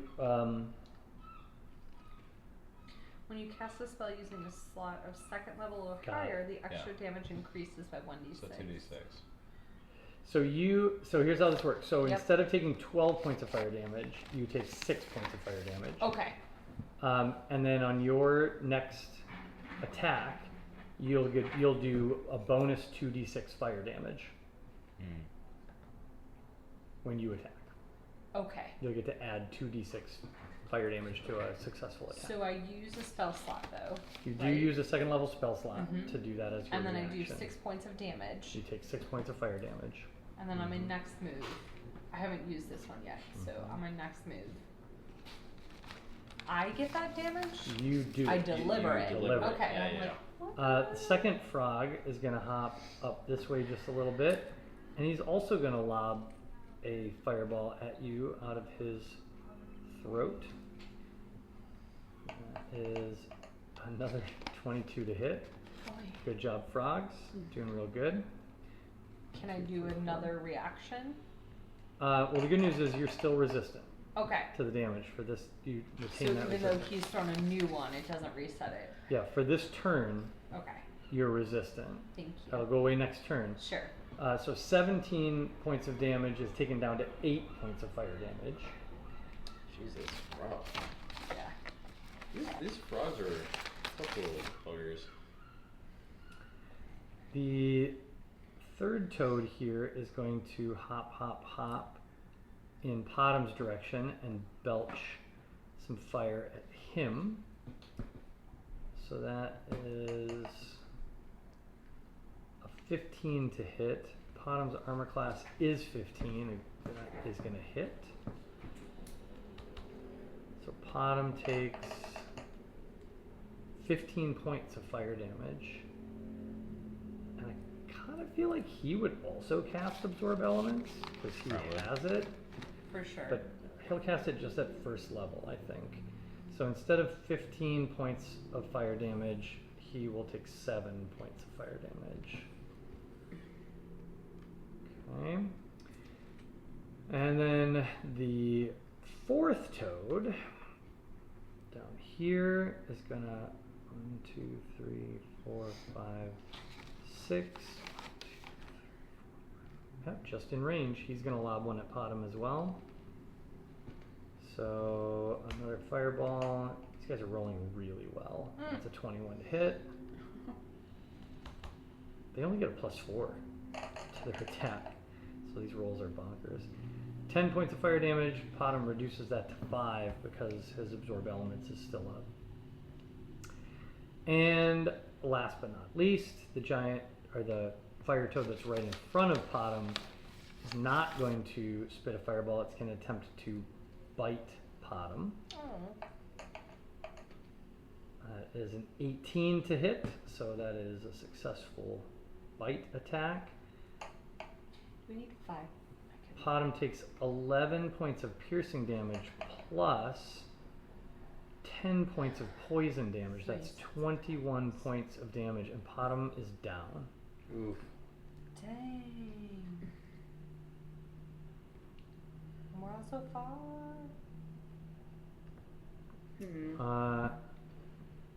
Yeah, that was a big round for the toads. Potom is also grappled by the toad's tongue, Ew. and is being pulled towards him, Okay. towards its mouth. Air, it's your turn. Okay, I'm gonna move 1, 2, 3, 4, 5, 6. I'm gonna cast Eldritch Blast against the already severely damaged Okay, toad. That has grappled. That is grappled, you yeah. got it.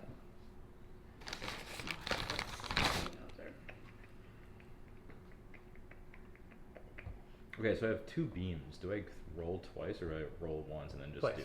I do roll Mhm. twice. Okay. Yep.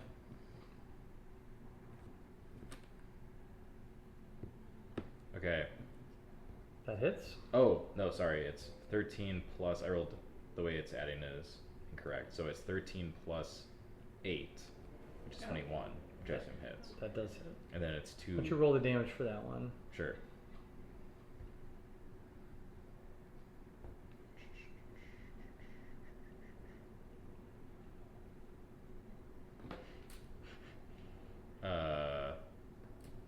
I think it's just the one.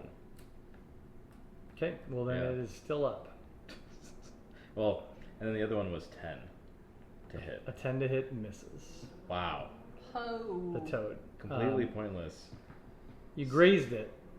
You did graze it. Wow. Okay. Well.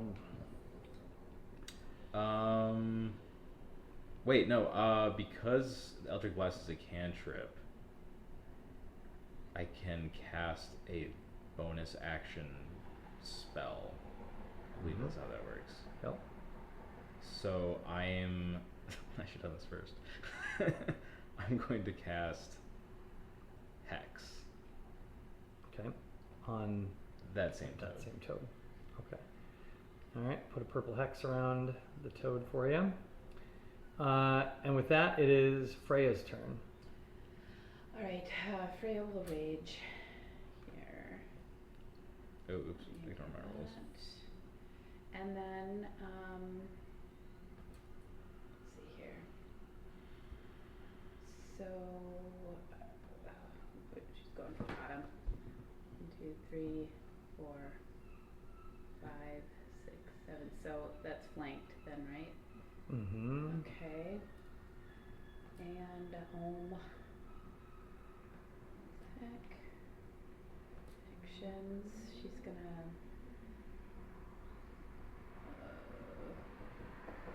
Great sword. Yep. 23 That definitely hits. to hit. So, and the other, this is +2, so 12 points of damage. All right. You cleave through this toad. There's sort of a flammable pop as you cut through whatever sort of gassy stomach it's got inside it, holding its flammable stuff. It sort of poofs in a little burst of flame, but you cleave right through this thing and finish it. Okay. And then is Potom. Do you grab its eyeballs? We're gonna revisit that in a moment. So Potom's down, right? Bottom's currently unconscious. Because I have what? Oh, I have one more action, right? Yeah. You have one more attack, Oh, I have one more attack. and you have a bonus action. No, I think raging was my. Oh, bonus raging is your action. bonus action. Then yes, you have another attack, but not another action. So I you can't use give- attack action, and that gives you 2 attacks. So my attack action can't be giving Potom a potion of healing. Mm-mm. What if you attack him with the potion of healing? Yeah. Smash it over Freya his can face. attack with anything. Okay. Well, I think I'm out of movement. too. Okay. Anyway, so Well, then we're going to jump to Pando. I can't get close enough to help him because I think 30 feet is what I can do. Yeah, Yeah. unless you have Healing Word. I don't know if that's a spell that Pando I carries. do. Because Healing Word is a Is that gonna be ranged healing enough? spell. But it's 60. I was trying to count. 60 feet's a long ways. 5, 10, can move 15, and then 20, cast. 25, 30, 35, 40, 45, 50, 55, 60. You would need to move like 10 feet and you could get him. Okay. I'm counting these squares wrong. I'll just move off the logs. I'm on like stable ground. Yeah, we might have to kind of regroup a little bit here. We're getting a little beat up. Yeah, I can't. I don't even have time to like summon my fairy or like wild shape, and pretty soon I'll be out if I don't. So I'm gonna cast Healing Word. Okay. 9. All right. Potom takes 9 points of healing and his little eyes pop open. What? And he is conscious once again. Good.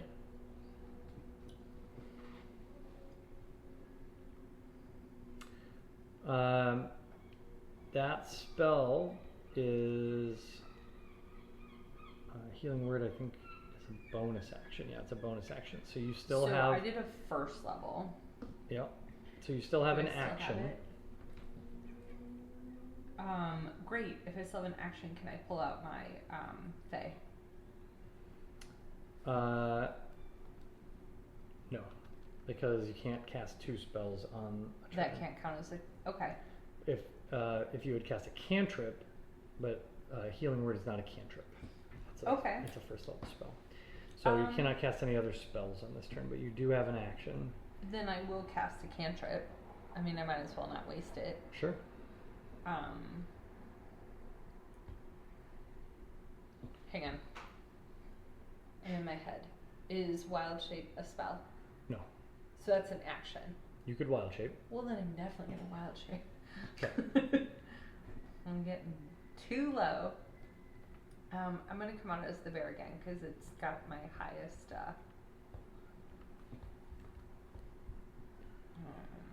34 hit points. You got it. Is that a brown bear or a black bear? It's a brown bear. Thank you. Okay, I'm just going to pull you off map for a second here. There you go. All right. Bear mode Bear mode. activated. Then it is Potom's turn. I think Potom's not real happy about being so badly injured. So I think I'm going to say Potom casts Cure Wounds on himself. That's a bad roll for him, but he does heal 7. And as a... He doesn't have good bonus actions all that much. So I think he would, if I were Potom, I would fall back just a little ways and send my Steel Defender up to keep the toads away from me. And Steel Defender will attack with the Rend. That's at a +9.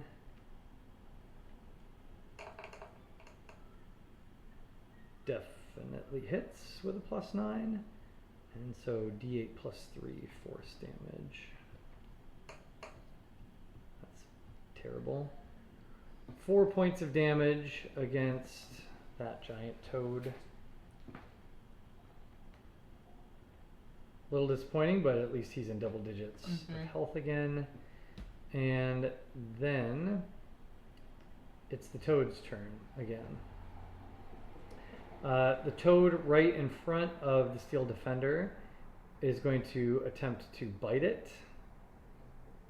That is a 13. It's Steel Defender's armor class is 15, so that's a miss. The second toad is going to hop over here and launch a fireball at the Steel Defender. That is a natty 20. Definitely hits.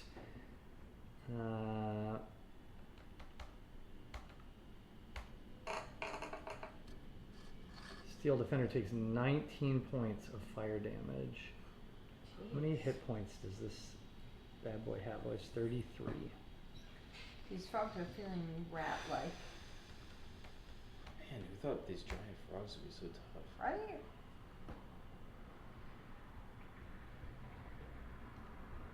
Okay. Yeah, like a big chunk of this Steel Defender just got melted. Right. by- Shoto might have had a slight idea. Sure, y'all get out there. Okay. Okay, guys. See you later. This giant frog is going to hop forward and try to take a bite out of the bear.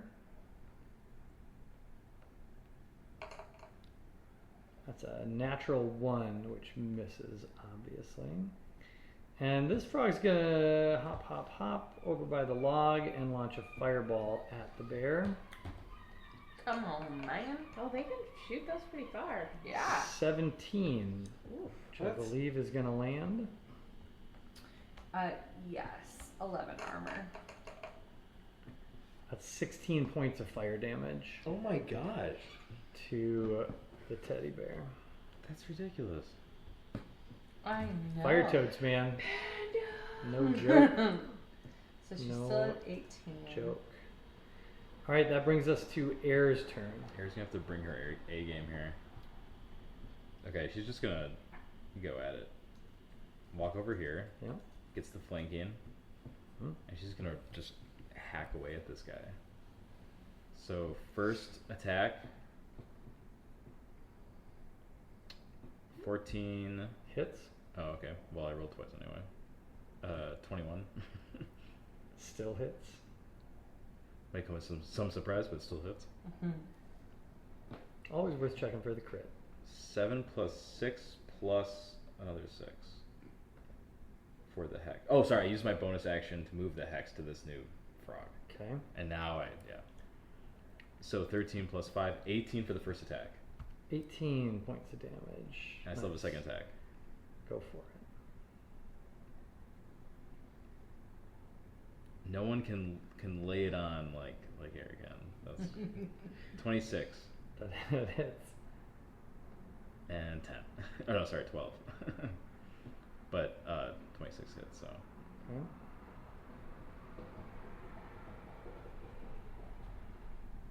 $16 plus 3, 19. Nice. 19 points of damage. Almost 40 points. Pretty good. Yeah. Pretty good. All right. Air seems to center herself, and then she takes 4 deliberate steps forward, positions herself right behind this giant toad, and executes 2 textbook slashes in sort of an X pattern. And the toad pops just like the last one, leaving behind a little slowly rising puff of smoke here in the swamp. Air, as you step on this spot, I need you to make a dexterity saving throw as you hear a sort of in the ground beneath you. Uh-oh. Oh, really? You were warned about the dangers of the fire swamp. Dex saving throw? Dex saving throw. ROUSs? I don't think they exist. Nat 20. Nice. 20 plus 2, 22. All right. Just like young Wesley, you roll deftly out of the way as a flame vent detonates on the ground where you were so recently standing. You narrowly avoid singeing yourself. Air's just in the zone. She's got it now. She's in her element. Mm-hmm. Nice. She's on the battlefield fighting toads. You're doing it. Freya, your turn. So let's see. Okay. 1, 2, 3, 4. Okay. All right. Freya's attacking this giant toad. Okay. We'll go with a sword again. Okay. So, Kimba is in your ear as you charge forward. Cleave, my daughter, cleave. Oh, so he is there. Yep, Okay. he's here for it. If I can find Micah there. Courtney, will you pass me another of those beers, please? Yep. Actions. There we go. Sorry, I was on the wrong thing. Action. Thank you. You're There we welcome. go. 14. 14 does hit. Oh, I didn't mean to throw that again. And that is 14, 15, 16 points of damage. Okay, nice. Yeah, you land a solid hit on this toad that sort of looks up at you. And you've got a second attack, yeah? I do. Oh, 8. I Eight. can't use that 21, but I hit An that. 8 does not It does does not not hit hit. as the toad sort of hops to the side to avoid your second slash. Okay. Well, you know what I'm going to actually do? Because I have a bonus action. And so I'm going to charge for my bonus action, which will give me one more. It's gonna be another one of your Attack. loop-de-loops. Well, no, I'm gonna go. I'm gonna go for the one that is up by. I can charge actually up here. Oh, sure. Yeah. So All I'm right. gonna charge there, charge in a straight line. All right, hang on. Before you execute the charge, you're gonna take an attack of opportunity as Which is at disadvantage because I'm raging. Okay. And and I'm in raging eagle. So 20 or 13. Does a 13 hit? 13 does not hit. All right, then the toad misses you. Okay. Plus 6 to So hit I'm gonna 7. run over there, and then Yes. I'm going to. I'm just going for it with my greatsword again. Oh, that's 2 1s in a row. Yikes. That's bad. Okay, well, never mind on that one. Oh, hold on a second. Let me just.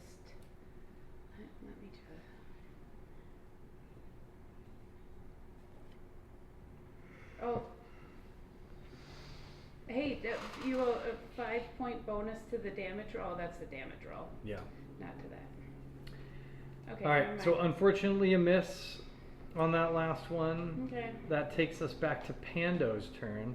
Pando, as a reminder, you have bonus fire damage if you land an attack on this turn. Okay. So my bear is multi-attack. First one. Plus And we're flanked. It's flanked because I'm standing there too. Huh? true. Yeah. So 13 plus 6 for the bite Mhm. to hit. Roll it again in case you get a nat 20. Oh, I suppose that was flanked, huh? For me. Oh, why do I never? Mm, I did not Should've get been a a nat 20. you're not getting a nat 20. No. But you did land a hit, so do roll your damage. Okay.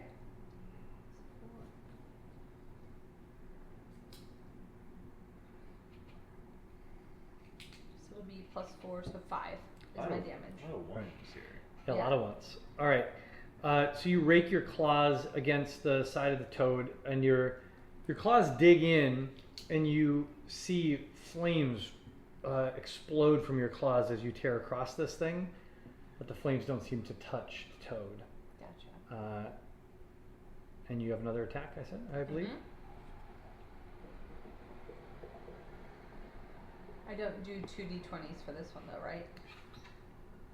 Yeah, you do. Oh, okay. So 16 with that one. No, 20 with that one, because it's plus 6.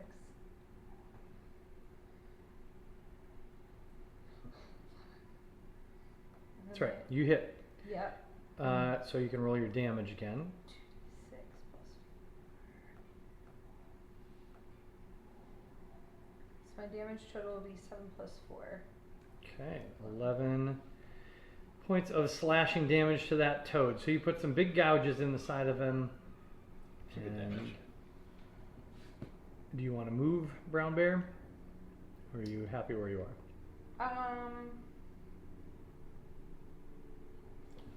Maybe back up If you back up, you're gonna provoke an attack Oh, of opportunity. yeah. That's right. No, I'm not gonna move. I don't want to be grappled, but I'm not gonna move. You could move to the other side of the giant frog to better. But aren't we flanking right now? I guess. Oh yeah, yeah. You can. You do whatever you want. I want to not get grappled, but I feel like it's too risky to try to leave. All right, it is Podham's turn. Podham is going to, what's his range situation? Let's see. Blaster. Yeah. Yeah, I think he'll blast a ray of frost from back there. He's got plenty of room against the giant frog to the south of him, Okay. or the fire toad to the south of him. So a ray of frost, 13 to hit, does hit,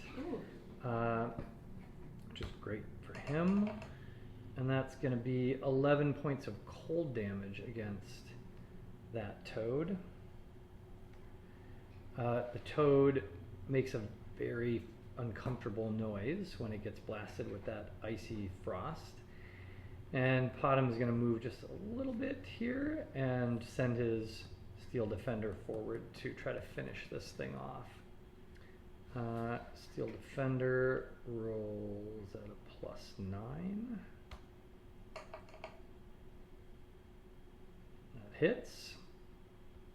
And the toad takes D8 +3 force damage.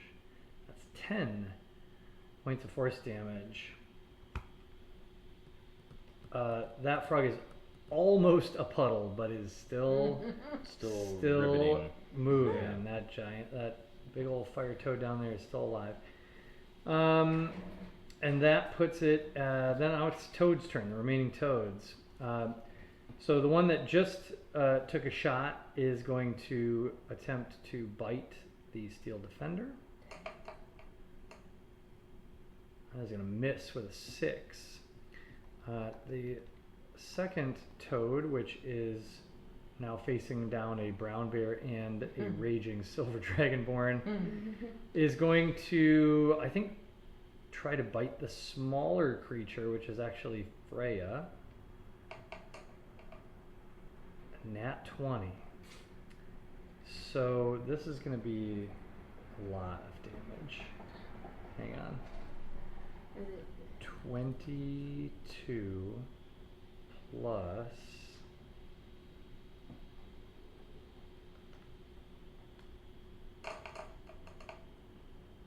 14. 36 points of damage as It's this. biting damage, right? So it's Well,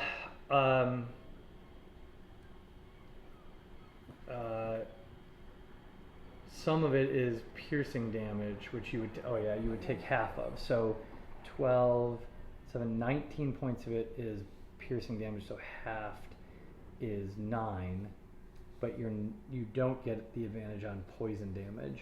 So 9, what did I say, 36? 19. 19 plus 7, you would take 26 points of damage after the adjustment.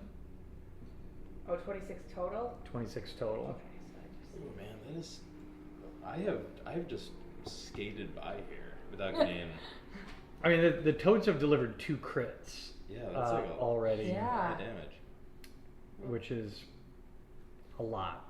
And I'm pretty tough, A lot but of geez, but crits. 26 damage is 26 damage. Yeah. The other frog over here is going to hop up this way a little bit and lob a fireball at the brown bear. You got this, brown bear. Brown bear. I Oh, that's another What do you crit. see? Oh. That's another crit. Come on, guys. That's 2 crits against the brown bear alone. This is gonna come down to the wire here. 18 points of fire damage. It's gonna be Air by For the brown herself bear. fighting. Brown bear is done. But I literally. Oh, had but 18. you Was are it still exactly standing. 18? I had exactly 18. Yeah. Okay. So Pando reappears right here. They're not. It doesn't take too much to actually hit them, but I'm telling you, this is reminds me so much of the rat fight. That's what I said. I'm like, this has a It's real like you rat guys vibe. don't So is it thrive in frogs and rats? like small creature pack combat. Right. Like they just, it's like these creatures rise to the occasion They're against like, you. oh. They're like, oh, we got to crit But, every like, time, you guys. Sages and undead, we're These- fine. yeah. But Yeah. freaking Ancient rodents. horrors from beyond the Right. grave. They're Yeah. like, oh, chase her away, no big deal. Displace your beasts. my We didn't God. even notice. These freaking these Big toads. Look out. Harpies. They're like, oh no, these adventurers are getting a little too uppity. We gotta put Oh them my back in their I place. like that. Harpies, Air, you're up. leeches, griffins. Okay, Air's got to start slaughtering some frogs here. Yeah. 1, 2. Wait a second. 1, 2, Okay. 3. Oh, 4, I was 5, gonna say attack 6. that one up here because I'll use I'm gonna- bonus action to run down. I'm gonna finish this one off, I think. Okay. This one's in really rough shape. Oh really? Well, I already moved. Maybe it wasn't even necessary, but and we're just gonna whack at it as usual. Mhm. 16, Hits. 19. Still hits. Does Hex? No, I don't think. I think it's the other one that gives me the larger crit range. Yeah, never mind. Curse is the one that gives me the larger hit range, but a crit range. Okay. Oh, I used my bonus action to move Hex to the new frog. Okay. You, doesn't matter what you roll for damage, you obliterate this. Oh, okay. This fire toad, and again, puffs, a little puff of smoke. as you 19. Pop this guy. Shoot, I can't split. I have another attack, but I couldn't do like a cantrip as another attack. Do you have a ranged weapon? No, I don't believe Air doesn't believe in ranged weapons. Yeah, then you're out of luck. Dang, can I use? You have a dagger. Uh, 5, 10, 15, 20, 25, 30. Now you're out of range. dang it. Okay, Mhm. Air slashes at the Taps out. air. That's okay. Air goes into her morning Air- sword practice in Air- front of the field defender. Air uses her words. All right, very All good. right. Freya, you're up. Freya is actually going to try to attack of opportunity at, well, that hits anyway, right? Yep, 20 hits. 7, 8, 9, Okay, 9 points of damage. and I'm gonna do it again. Oh, if I was real smart, I would have done something differently. 13, 13 hits. 9 9. points of damage. Not as much All right. damage with that one. That toad is in really rough shape, but it's still croaking. Okay, I'm gonna leave that one to Pando, and I'm gonna dash up here. Okay, the toad is going to take an attack of opportunity against you. Okay, It's at gonna- disadvantage. It's going to lob a fireball at your back. Okay, 20 or 12 ooh, does not hit. misses. All right, Ooh. very Lucky, good. lucky All right, wizard you get up there. Yeah. Well, the chance that one of them at Yeah. disadvantage is gonna be under 15 is pretty good. Mhm. Okay, and we're gonna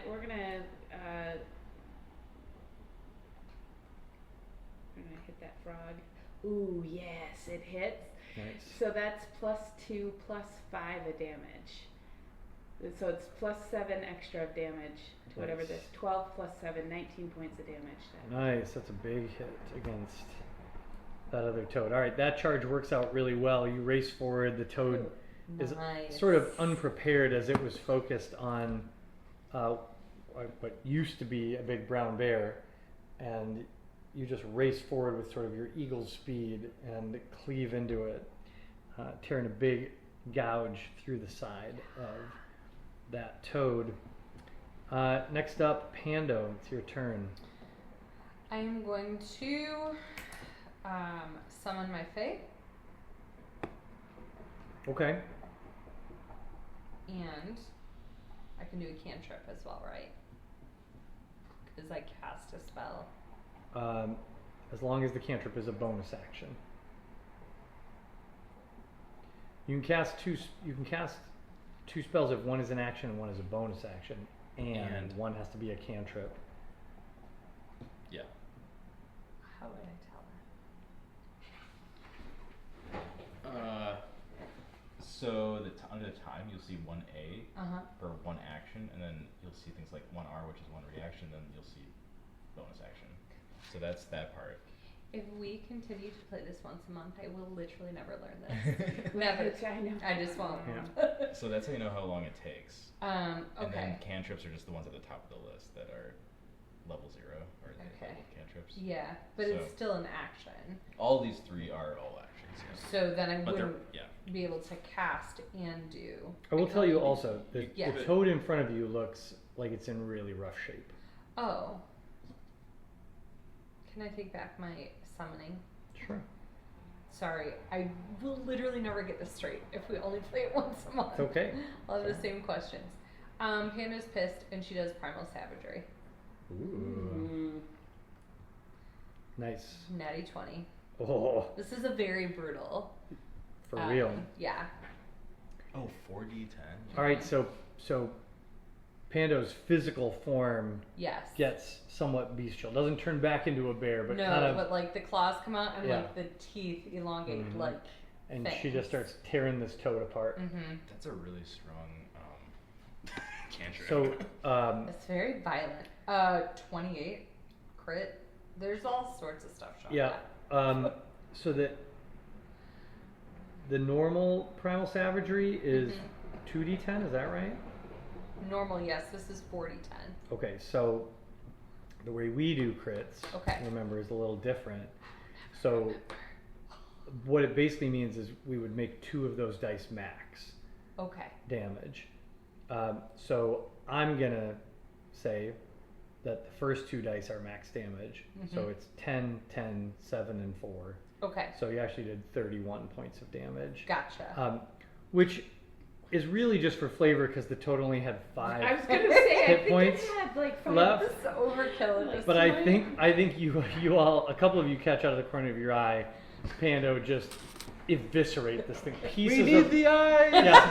No, The only thing remaining are the you're eyes. not getting eyes out of this one. Let me be clear. Okay. Pando consumes No. half. She consumes half of this thing, Don't eat Okay. the eye! and the other pieces And are I'm just like, shredded and splattered across the nearby trees. No. She obliterates this frog, this toad.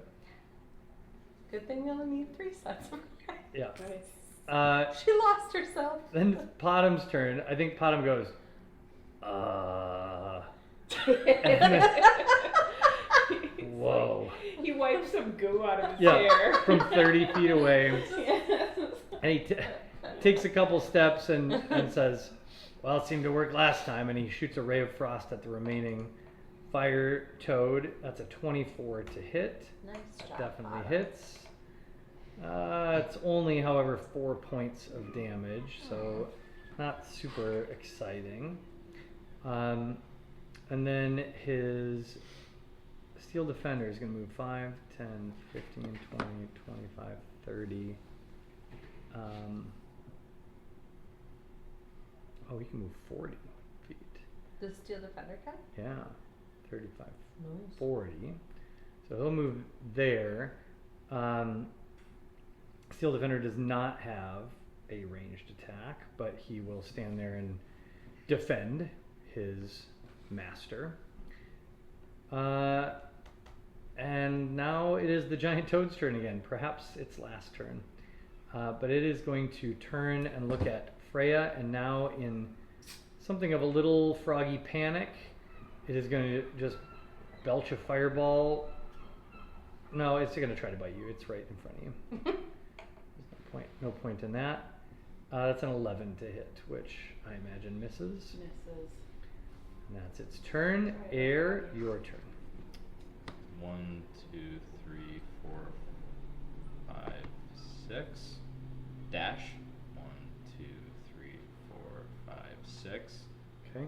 And Do me a favor and roll a dexterity saving throw. God damn it. Did I go for the exact same spot? No, but there's a few of them. Oh, okay.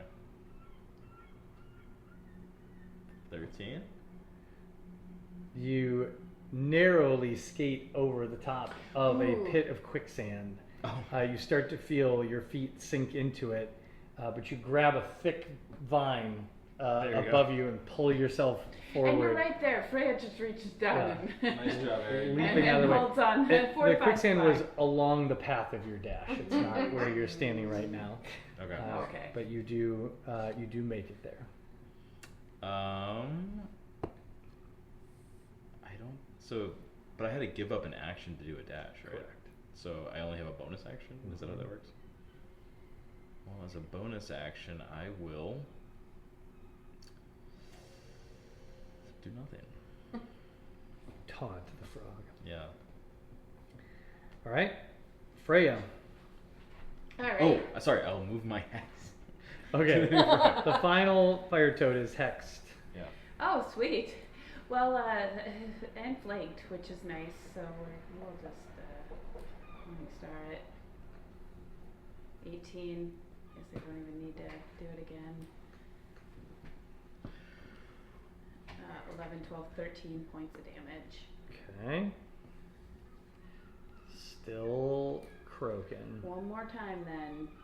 23 to hit. Let's see. Oh. 6, 7, 8. Success. The final Woo, woo. fire toad falls to your assault. Rats and toads Jeez. can't get us.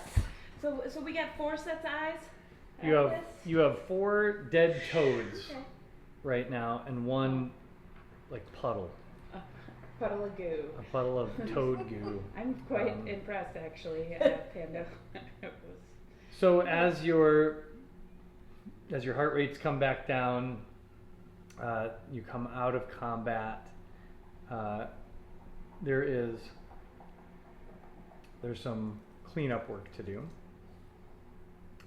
You can start to harvest the toad eyes as well as the moss. I need to know who's harvesting toad eyes and who's harvesting moss. You know, Air's harvesting toad eyes. okay. You do have that precision. Yeah. Yeah, I'll go find some moss. I don't Okay. mind finding moss too. Is Potom still the one holding the bag of holding where we can like put the moss into? Yeah, Oh, he's got his made- little made a cooler that device. he made. Yeah, he's made a device. I thought that was Yeah. just for the eyes. That's Oh, for the moss too? That's for the eyes. Yeah, Oh, you can sorry. put the moss in the bag of holding or whatever you Oh, want. sure. Yeah. Okay. All right. So if you're moss hunting, I want you to make a nature check. Okay. If you are harvesting eyeballs, I want you to make either a medicine check or a sleight of hand check. I got an 8 from my nature. Okay. I Which would is like. funny because I Oh, I already got found it. 20. Nice. Oh, nice. So first, the fun part, Pando. I want you to roll a Constitution saving throw. Okay. Oops, daisy. Oh, saving throw. Sorry, that was the wrong one. It's gonna be a 4. Okay. So you start pulling at this moss, and as you do, chunks of it are coming loose, and like a cloud of spores pours up off the moss and hits you full in the face, and you're not prepared for it, and you sort of breathe a lot of it in. And you start hacking and coughing, and you are poisoned. So you now And by have poison. Do you mean high? kind of, except you feel terrible. Oh, okay. So you currently have the poisoned condition. Okay. The poisoned condition means And you're exhaustion. and exhaustion. Yep. So you can add the poisoned condition to your list. So Um, good. I know, right? Meanwhile, Freya, you, I think kind of by accident, so you find a big patch of this Vestal moss, and you're like, shield. She said it needs to be the size of a shield. And so you literally take a shield off the, My giant shield. and you set it down And you stencil over the it. top of the moss, and you Really? cut it out with your greatsword in the shape of a shield, and you flip it over, and because it was covered up with the shield, no spores come up. You just take this over and you slide it into the bag of holding, Okay. and you have no problem. So you easily harvest the Vestal moss that you require. Pando, I got it. Right? Great. Okay. Yeah. Pando's over by a tree, alternating between dry heaves and a hacking cough. All right, what do you got? 5. A 5. Ooh. You take one of your daggers and you start digging around Pop. in the head of one of these fire toads. Yeah, and you just mangle the first eye, Potom, can you? which means Take over. you have 3 dead fire toads left, and you need all 3 of them to successfully. You need the eyes from all the remaining fire toads. You had one mistake you could make, and you made it. I bow out and let Potom roll the rest of them. Okay. All right. Let's see what Potom can do. Oh, because he has like a medicine modifier, doesn't he? This is pretty high, I thought. Yeah. I think so. Let's see. Yeah.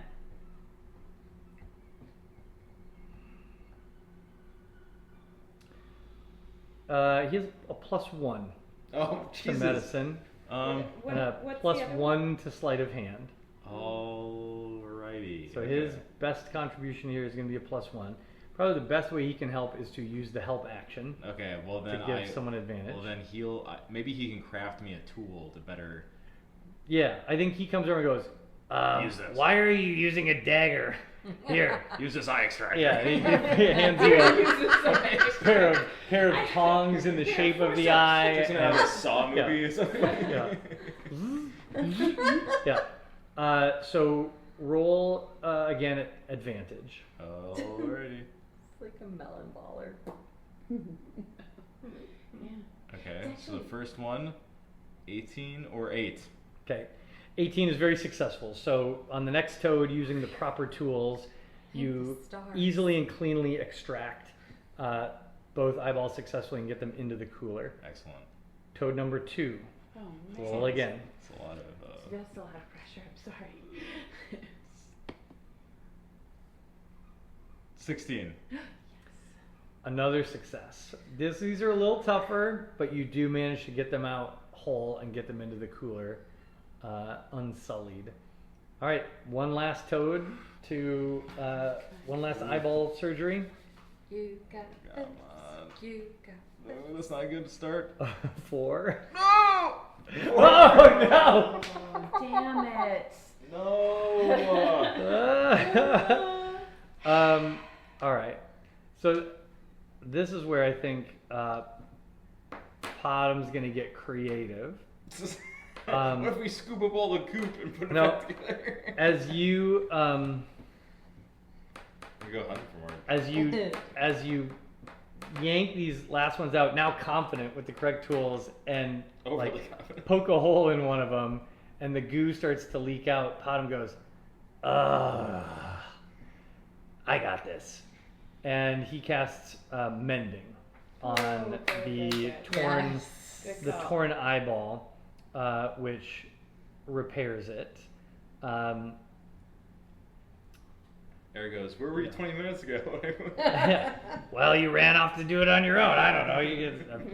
Anyway, so you've got your eyeballs, you've got your moss. Whew. Okay. Can we take Successfully a short harvested. rest again? I'm just afraid we're gonna run into something. Yeah, you when can we're definitely back. take a short rest. Uh, So once again, mark, if you're healing, mark the hit dice off. Does a short? Potom will do it too. See, yours works. I don't understand what settings I must have done at some point to oh my prevent me God. from doing it. I've always had issues with this. but With your it's not particularly- with your short rest? Yeah, whenever I take like a short rest or long rest, it doesn't do all of the refresh things it should automatically. Now it doesn't give me back my spell slots, and that's correct, right? That's Yeah. correct. Okay. Yeah. As But a, it gives me back my wild shape, and it gives me the healing points I took. yeah, as a druid, that's what you get back. All right, that was great for Potom. He got Okay. Yeah, I'm Mike back really up to 45 patched at up. least. So that's good. And then let me.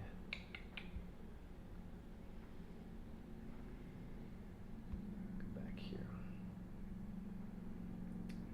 Oh, I do have one more. I'll just take one more. Okay. All right, there I'm fully back.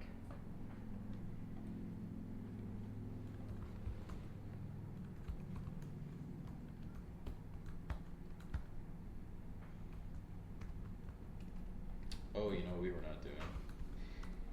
We're all exhausted. Just 1 point. of- That's for ability checks only. Isn't that what we're? Oh, ability checks, not skill checks. Well, yeah, for the skill checks, we should have been doing that. Yeah, that's what I meant. disadvantage. Yeah, Oh. yeah. Oh. Well, that's my miss. That's fine. You got what you needed. I didn't really want your harvesting to be the hardest part of it. But wouldn't it be funny? I mean, horrible, because then we have to kill make more hard frogs. decisions. I wanted right? there to be a non-zero chance that you had to go back and out and hunt more toads, but you killed You these got- toads. you got and close enough. It's yeah, close enough. Yeah. Oh boy, I got to go massacre another family of toads. Here I go killing again. All right. Make friends with them first. So you you take an hour or two to bandage up your wounds, clean up, secure your cargo on the Steel Defender, and then are you heading out? And now it's directly back to Shota. Straight You got a to bucket, Shota. right? Yeah. Yeah. Book it to Shota. Okay. Then we're gonna do our travel skill checks at disadvantage because you are all exhausted. Mhm. So I need to know who is keeping watch. That'll be a perception check. Who is leading on the trail? That'll be a survival check. I have a +8 perception. Yeah, and I have a +3 survival, so Sounds good. I'll do perception. alright. Okay. And you can roll the luck die. You bet. Bad. 12 with Oh. a +8. Well, you're at disadvantage. That doesn't help. Oh, so I have to do it. Roll twice and give me the twice. worst. That's right. Luck Great. isn't And- a ability check. Luck's not an ability check. That you don't roll that this way. Okay, so 12 was the worst. Okay. So 12 perception, 10 10. survival, 10. and a 10. All right. So, all of this comes down to a very average day of travel. You're hiking for the full 12 hours that it could have taken you. You don't get out ahead, but you are following the path that you were on before. Luckily for you, because you're all exhausted and not watching out as well as you potentially could or need to, you don't actually encounter any creatures or monsters or significant hazards on the way. Oh, good. It's not a comfortable journey back. You do encounter some of those swarms of flies Mm-hmm. and other things, but you do make your way back to Shota's in approximately the amount of time you expect. When you arrive, at this point, it is late in the afternoon by the time you What day? get back. You are now into day 24 on your Upedo clock. Okay. It is late afternoon. As you make your way back out of the fire swamp and into Shota's realm, as you get close, you see her fence, and you once again see the interior of her yard all fogged over. Oh, we go up to the gate. Yeah, we do not. No, Try to be- we we don't don't- we jump try to be over the cute. fence. Not gonna be cute this Don't time? jump over the fence, yeah. All right. Do we see nude Steve? Not right now, but as you knock on the gate, there's a short pause, and then the fog starts to animate, and it pours over the walls and out into the surrounding area as the gate swings open. And so now, once again, the fog has reversed. So the fog is outside the wall and surrounding Shota's yard, and the inside of her yard is visible and accessible to you. And as you step into the yard, you do see naked Stephen bounding around on all fours around the corner That guy. of the house, flapping in the breeze as he runs towards you with a big smile on his face. And he just yells back towards the house over his shoulder, "Mistress, they return! Mistress!" A moment later, he kind of laps back around the back of the house, and you hear some noises back there. You also hear the sounds of your crickets sort of chirping back there. Ooh. And the door to Shota's swings open, and she steps out. And there's a warm light coming from inside as the sun is getting low in the sky. And she looks out at all of you and says, "Oh, that was faster than I expected. You hired professionals. Yeah. You look tired. Very. Come in and have some supper." Here, take your eyeballs quick. We got some eyeballs for you. I don't know how you want to preserve these. You got somewhere to put these? Yeah. Potom pulls out the cooler and sets it Yeah. down, and you get the moss out. She brings all of those into a back room off the kitchen hallway, and sort of disappears into a space. Comes back out a few minutes later, washes her hands in the sink, and then she sort of waves, and you see the shade of Timothy return and begin Oh, bustling. right. Yeah, that guy. Begins bustling around the kitchen. Is he a ghost? Yeah, it's Yep. okay. Yeah. Phantom. Yeah. Yeah. He begins sort of assembling essentially a charcuterie tray. Oh, lovely. It's kind of pulling together an early supper, kind of a nibble tray. Oh, this guy. Yeah, Timothy's solid. And at the same time, Shota grabs a bottle and just pours a small snifter of something stiff for each of you, as she invites you to have a seat on the couch and chairs. Sebastian. So, tell me of your travels. What you obviously brought back the materials I required, but did you learn anything? I think Yeah. yeah. We did. I don't have any qualms about telling her about the battlefield that we No. saw. I want to tell her for sure. We'll tell her in full. Yeah, Okay. and then ask her, Yeah. well, what can you tell us? Oh, I'm making a mess in your office. And then ask her what she can tell us about the battlefield, about the paths. Yeah. Anything? No riddles, nothing cryptic. We don't. we just- no Yeah, we riddles. Just sort of straight tell her, up, straight up. girl. Okay. Tell us the things. So I think as you start to, well, how about this? Freya, I imagine you would probably take the lead on this. Mm-hmm. I want you to make a persuasion check because you all did not bring any physical evidence to support your story. So this is you describing what you saw, and you're telling the truth, but we want to see if she believes what you're saying. Could it be at advantage since it's all of us telling the story? Yeah, absolutely.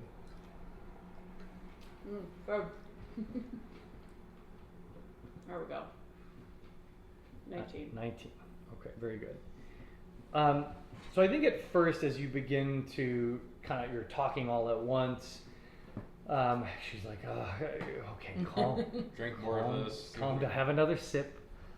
Calm down. And early on, as you're telling the story, there's an sort of an eyebrow raise of skepticism about what you're describing.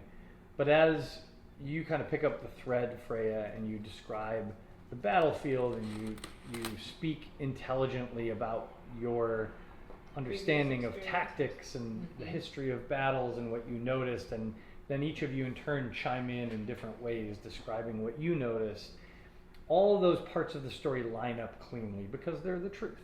And after about an hour of talking and describing this, Timothy has brought the tray over, and now you're all nibbling, and your tongues have loosened up quite a bit as you've had maybe more than one glass of this stuff.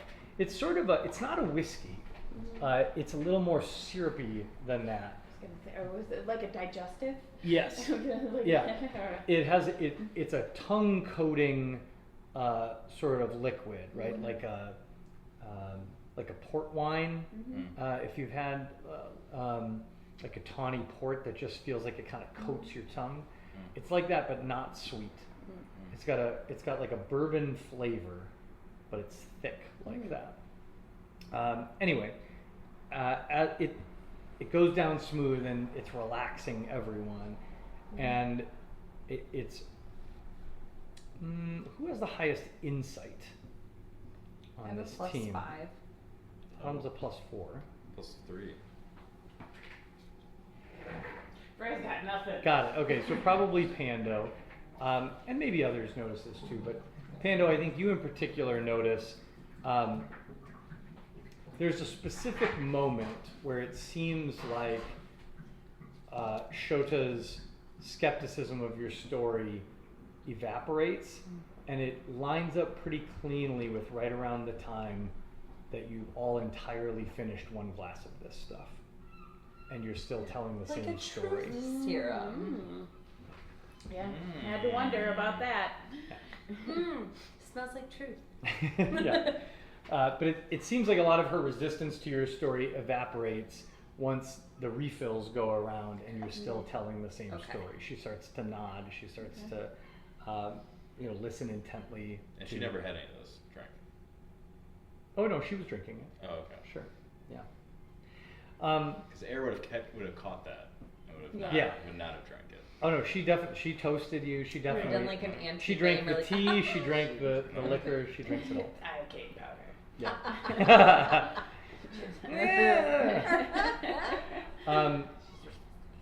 Never trust a civilian. When death is on the line. So good. That's Gabe and Wes just watched that the other night, and they're so delighted. They love that scene. All right, so she listens intently, and then she looks a little grave. No pun intended. And she says, I have come to believe that the information you have brought me tonight fulfills our bargain.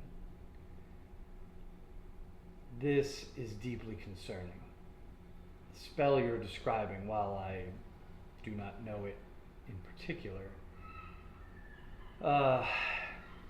if it's been cast over and over and over 10 or more times as you describe, and if it's raising not just a few undead creatures, but troops or even armies of undead, I can't stay here.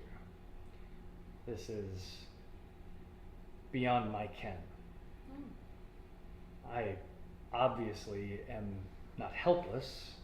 I've lived in this dangerous place for decades and held my own, protected my area, but this is deeply worrying. And as such, you have been extremely useful to me. Our bargain is fulfilled. I will have to decide where I will go and if I will ever be able to return to my home.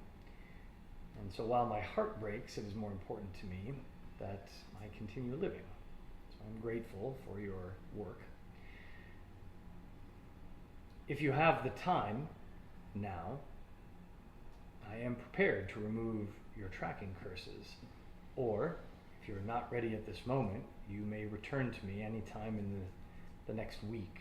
It will take me time to secure the protections on my home, pack up my belongings, and decide where I will go next. So, I'll leave it to you. It does not have to be tonight. How long does it take? 24 hours for each of you. And I I need to rest in between. And do they know that? Will they be alerted to the fact that they're removed? Will the No, person? if you put it- stay here Mhm. and we do this the right way, it will take a full day and night for each of you for me to complete the ritual and remove the curse. you will not be able to move from the bed the entire time that I do this.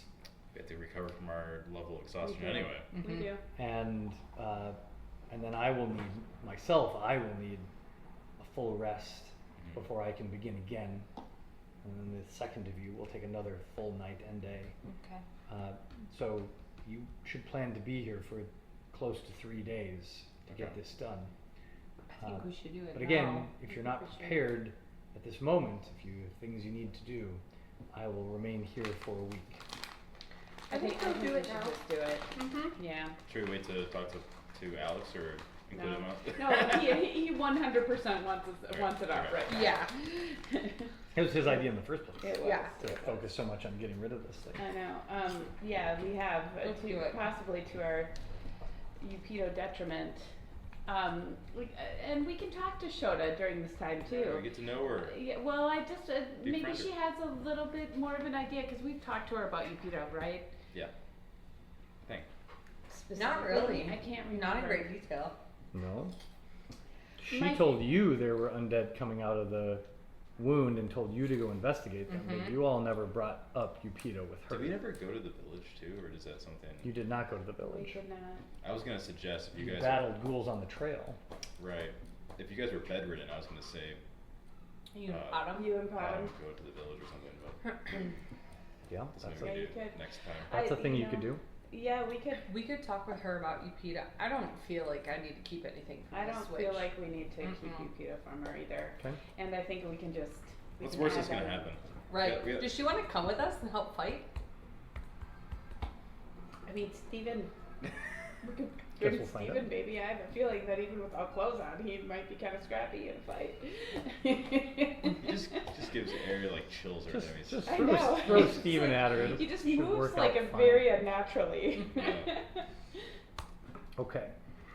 All right. So here's what we're gonna do. We will in a future session play out if you're gonna go investigate this village. We'll play that out in a future session. We can play out in a future session conversations that you all have with Shota about Upido. But there is one other thing we're going to do before we wrap for the evening. You all have a few nights of rest here, safe in Shota's Yeah. residence. Interestingly, once she invites you to stay, this small hut seems to have bedrooms for each of you. And they're always just a little bit further down the hall. Sure. But they're very comfortable. They're small. Picture like a Door County bed and breakfast, kind of small. Like there's a full bed, not a queen, Yeah. Yeah. kind of a deal. And there's and not it's a little creaky. yeah, there's not a lot of You room can to probably maneuver. touch the walls at Yeah. least on one side of Yeah. Peppa. But there's a clawfoot tub in the bathroom, right. and it's like really cute. Right. But still that unsettling countryside grandma aesthetic, Yeah. where the lace curtains are definitely skulls, like woven Sure. into the lace, and the claws on the clawfoot tub do Oh. stretch every once in a while. Just kind of stretch their knuckles every once in a while. It is a witch's hut. Yeah, Yeah. it very much is. But the food is really good, and Timothy does a great job of keeping you well fed. Yeah, he does. All of you may remove your point of exhaustion. And my poison. Your poison is gone. And everyone can take a long rest, a full long rest. The other thing that happens, hang on, let me switch to this. So Pando, I'm adding something to your inventory. Ooh. Excellent. I hope. Is it a Yep, tooth here and it nail is. sharpener for when I go primal savage? Nope. If you look in your inventory now, you should see in purple something called a Raven Skull Charm. Sorry, where would it be? It would be in your Other possessions? equipment. Oh, equipment. You might have Thank to you. refresh to see it.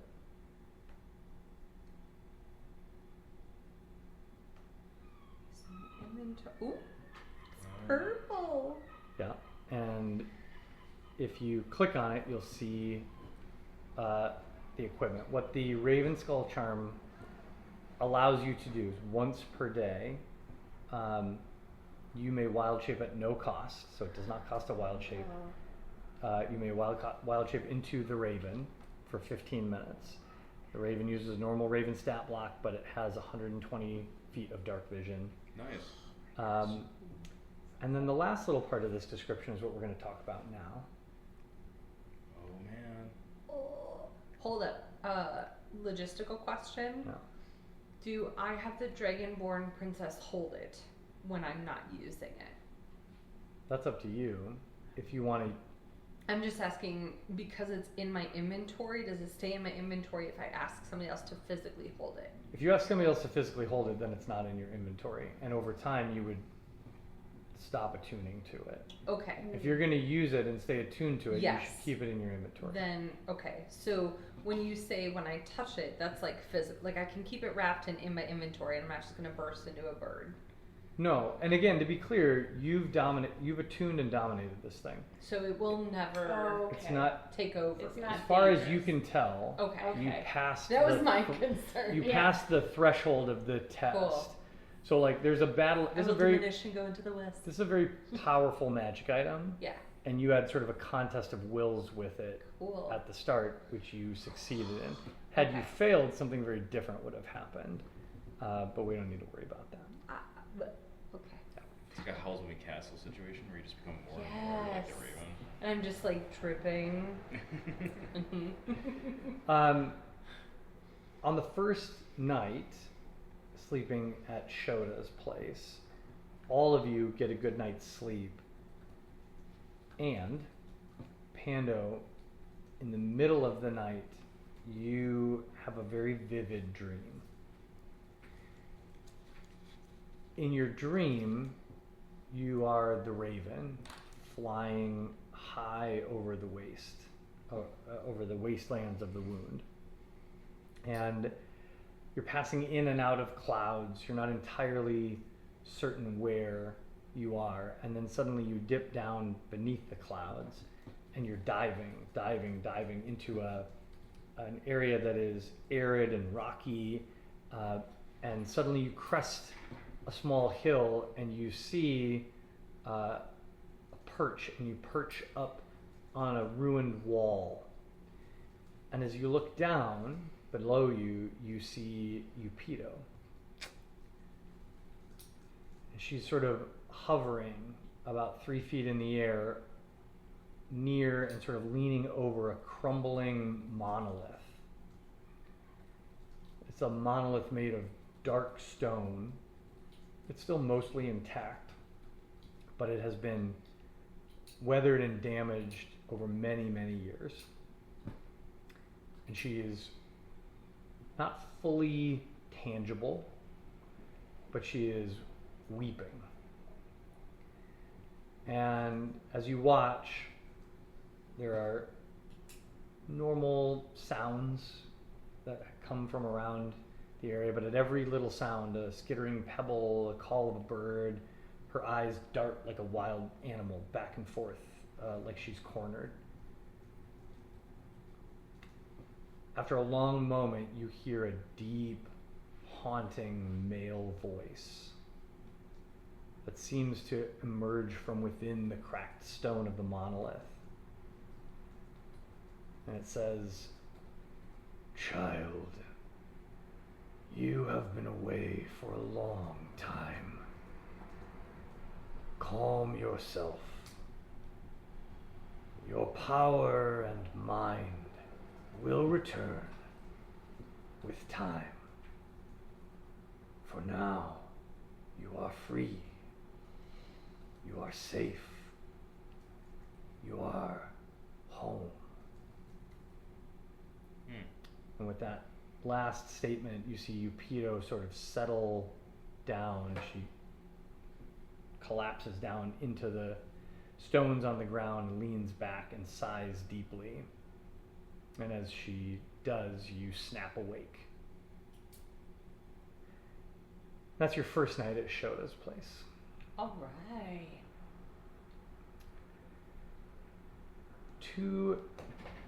Well, let me ask this. Who goes first for the surgery, the magical surgery? I don't have a preference. No, I'll It's never been described as a surgery before. I know, right? I'll Surgery, go ahead. I'll go. A procedure is I'll go first. All right. So the following morning, Freya is brought into Shota's workshop and is laid out on a large stone table. It's about the size and shape of this table. And so you lay out flat on it, and she spends close to 2 hours painting the surface of the table and your body with different herbs, chemical and alchemical components, drawing runes, laying different things over the top of you, strips of the Vestal moss across different areas of your body. And the entire time she tells you, you need to sit still, that we're settling the auras that are required. Freya meditates. She goes straight into her meditation. Yeah, I think you have no problem with Yeah. this. The ritual begins in earnest right about noon. All the rest is prep. And as soon as she casts the first spell that she casts puts you under. You're unconscious.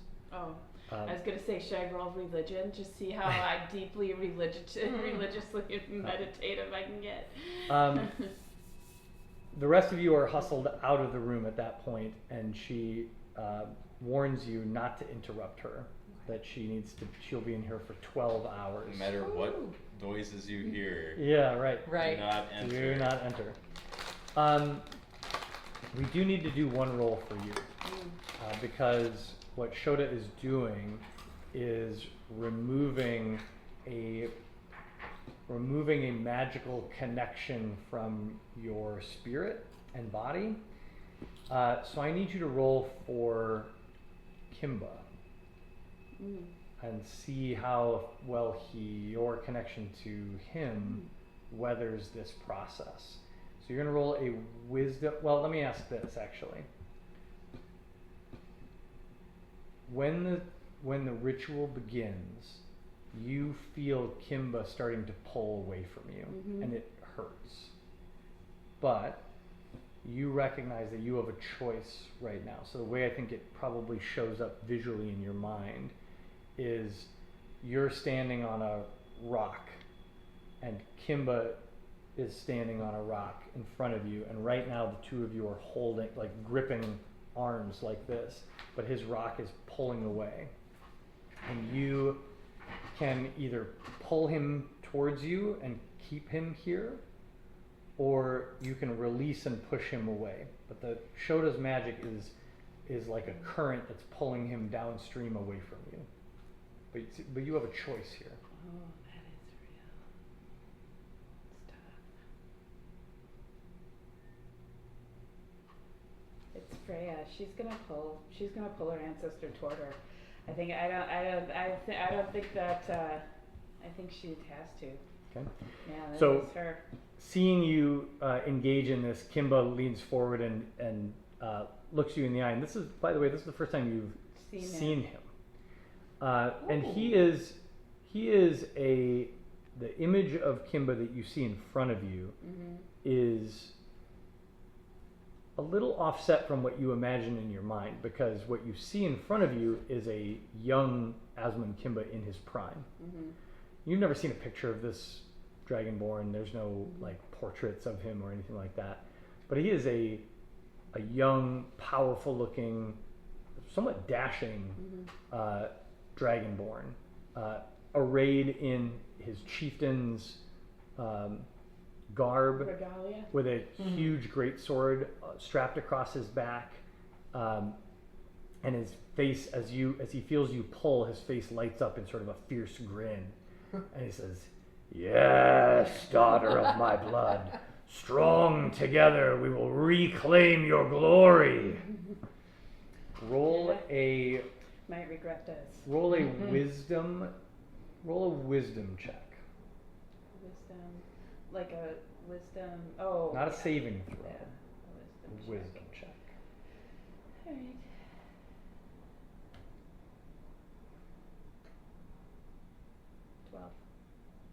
Okay.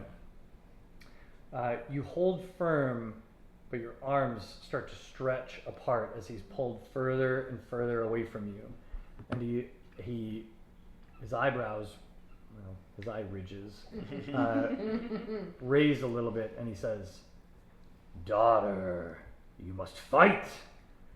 How do you fight? Do you fight like a calm, weak human, or do you fight with the true anger and rage of our people?" Dang. That's some peer Is that like pressure. an intimidation check? I'll fight with the rage of our people. All right, you That's sweet. throw yourself into a battle rage, Okay. and now I want you to roll your wisdom check again, but this time at advantage.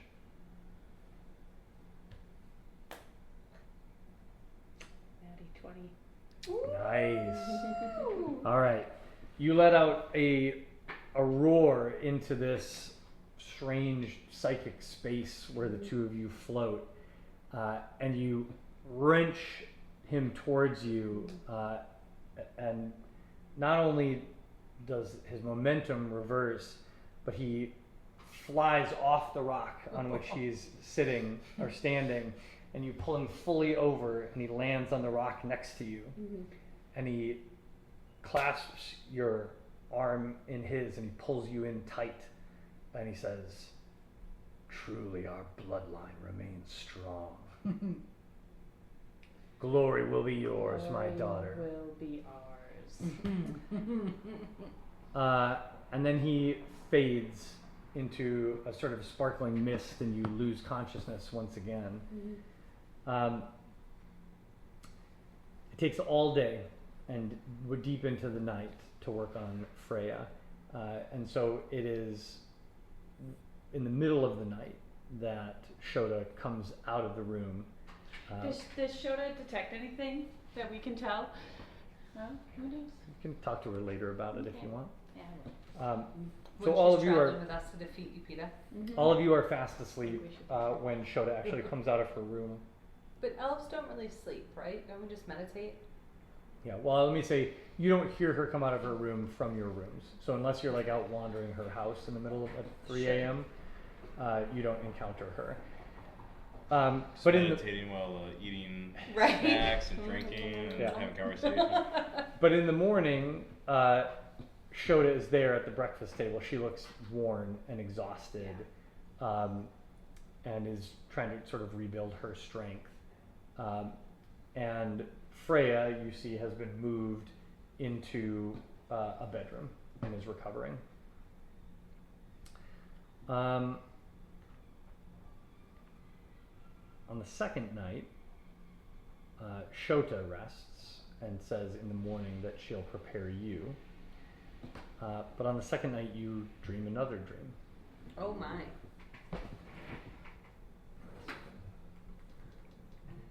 don't know why we kept this on all night. I think we hoped Alex would join. Is it just in case?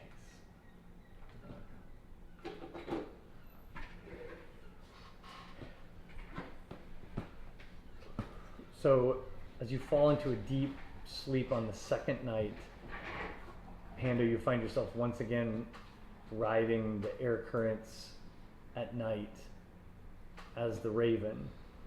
And somehow you know that this is a different time than the first dream. That you are not only as the Raven riding the currents of air, but riding the flow of time. That some of the things you're seeing are not happening at this moment, but perhaps happened in the past or in the future. As you circle the ruin again and land, you see Upito standing on the ground near the monolith at dusk. This time her form is more solid and distinct. Her eyes are more clear and purposeful. She speaks seemingly to no one, but in the direction of the setting sun. Fastiche, I feel more myself, but so much is still missing. The haunting voice you heard before returns. Patience, child. Time will return what you have lost. She replies, no. Time has ever been the enemy. The demons come and we are not prepared. Also, I hunger. Fastiche replies, you are not ready to return to the world. Send your family to gather sustenance. You see Eupito raise her arms to each side, and the chains that you saw that hang off of the train of her dress on both sides and all down the back rattle as she lifts her arms high. The train of her dress raises up and stirs as if it's moved by a silent, invisible breeze. And a moment later, you watch as desiccated corpses push up from the ground out of the ruins around you, groaning and hissing. A dozen ghouls crawl over the walls of the ruins around you. They turn their eyes up toward her for a long, silent moment as if they're communicating with her. And then they turn and dash out into the night. And you awaken. And so this one, I'm not sure is happening in the present. Like this one feels like it's happening at a different time. You, in this dream, you gained a greater awareness of this dream state. So basically, you're not sure when any of these visions happen. Gotcha. If they've already happened, if you're having visions of the future, if they're happening right at this moment. You're not sure. But it seems as if the Raven Skull charm has imprinted in some way on Eupito, and it is granting you visions of her. Seems valuable. Interesting. Quite. There's like, we should sell it. It's probably worth a lot, you guys. How much do you think you get for it? Think what the Synod would pay for this thing. Yeah. All right. That's, I think, where we'll leave it tonight. The That's next time we get together, we will cover the adventure to the town. We will cover Pando's magical procedure and possibly another dream. We'll find out. I would like each of you to add 400 experience points Ooh, For- that bumps us up, huh? tonight's adventure. Does it? Yep, Really? it does. Oh. Takes us to level 6. I shut down too quickly. Oh, snap. Oh wait, no it doesn't. Sorry, that's 4,000. Oh. Damn it. I was like, whoa. That's like, just kidding. I take it back. Undo. It's a little bump, but those toads were pretty solid, and I gave you They were tough. some bonus for And we like, some of your exploring and what. we learned a lot. We accomplished a lot. Yeah, you uncovered a lot of mystery. It's the most we've Sure. known about all this bullshit. Right? I Right. always forget to Yeah. change my... Well, and Eupito is really interesting. And again, my brain just will literally brain dump because so much time goes from like when we start an arc. Yeah. And I know you can't tell us because this is your creation, but like her behaviors seem to be wanting to do something, at least in her mind, benevolent. like she's not just like a cartoon villain, Mm-hmm. Maybe. but I don't know Maybe if I've some. just forgotten more details or if like we haven't unraveled that yet. But like there's some time, right? Maybe the I mean- Synok is actually the enemy. You've had only one interaction right. face to face with Yupido. And she And chose then not to we- kill us. She did choose not to kill us, but she did some bad shit historically. According to who, though? right. Synok. But there are people dead, so either There's she lots of- killed them yeah, or She's actively killing people or- right now. exactly. She's actually raising the dead, so she's actually that's true. saving. And When it you sort of think sounds about like- it, she's Right. bringing people back. Yeah. So it sounds like maybe maybe she's being controlled by this thing, and has been for a long time, and maybe Or- maybe her perception is right. Maybe we could de-escalate her to our side. What I will tell you is this: I've been having a lot of fun writing Yupido's story. This Yeah, is the she first doesn't time just I've seem- ever written like full-on scenes and active dialogue that Wow. you all will maybe never see, Okay. Whoa. because I wanted her to be a fully realized yeah. character and think about like what are her motivations, what would she do, what's her strategy. Mm. So I'm, not to scare you too much, but I'm playing Yupido Yeah. as a character against you, Mm. so to speak, right? So like the counter is a cool Yeah. mechanic because Yeah. it tells me what am I getting, that's my Sure. resource for what I can get done in Mhm. Yupido's mission. And I'm like, what if, I mean, obviously there's some bad and destruction within what she wants to do. It could be like a Thanos thing, right? Where like he thinks he's doing something good. So I'm not like saying that it's gonna be like an M. Night Shyamalan twist where like she's good, we're bad, and we're all like, what just happened? But I just don't know if there's something I just don't remember that would give us clues, or if we just haven't like been revealed enough. And that's what I was thinking of tonight. I'm like, shit, man, what if we're just not remembering something someone told us or something we saw? Well, that is possible. And there's too many hours. I'll to tell you, remember there's this not shit. there's not some huge lore point that I'm thinking of that you all Okay. have missed. That you're Where I'm like, like, hee, hee, I can't believe okay, they don't remember this remember. critical clue that I That's dropped what on them. that's what I was wondering tonight. Okay. No, I mean, what it really comes down to is, I built this arc in a very non-linear way. Uh-huh. It's the first time we've done an arc where I wasn't like, step 1, step 2, step 3, this is how you go get the bad Mhm. guy. And instead I was like, the bad guy's gonna go do their thing. Mm-hmm. And y'all will have opportunities to pull threads or chase things or try to learn stuff. We could have also been like, nah. Yeah. That was 100% an option. Right.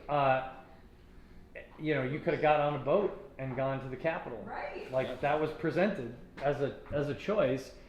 And had you done that, it actually would have been really fascinating because Air would have been down. what I know, happens? right? What happens if you go do this whole other thing and I get 6 months of Yupido time Right. to be like, well, what happens Right. back on the mainland? Well, we're gonna rule over the ashes of this.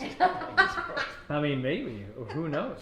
Or maybe it would have become like an empire level threat where they Well, that's their problem. needed to deal with it, Yeah, right? Like Right. that was on the table. Right. That could have been a thing.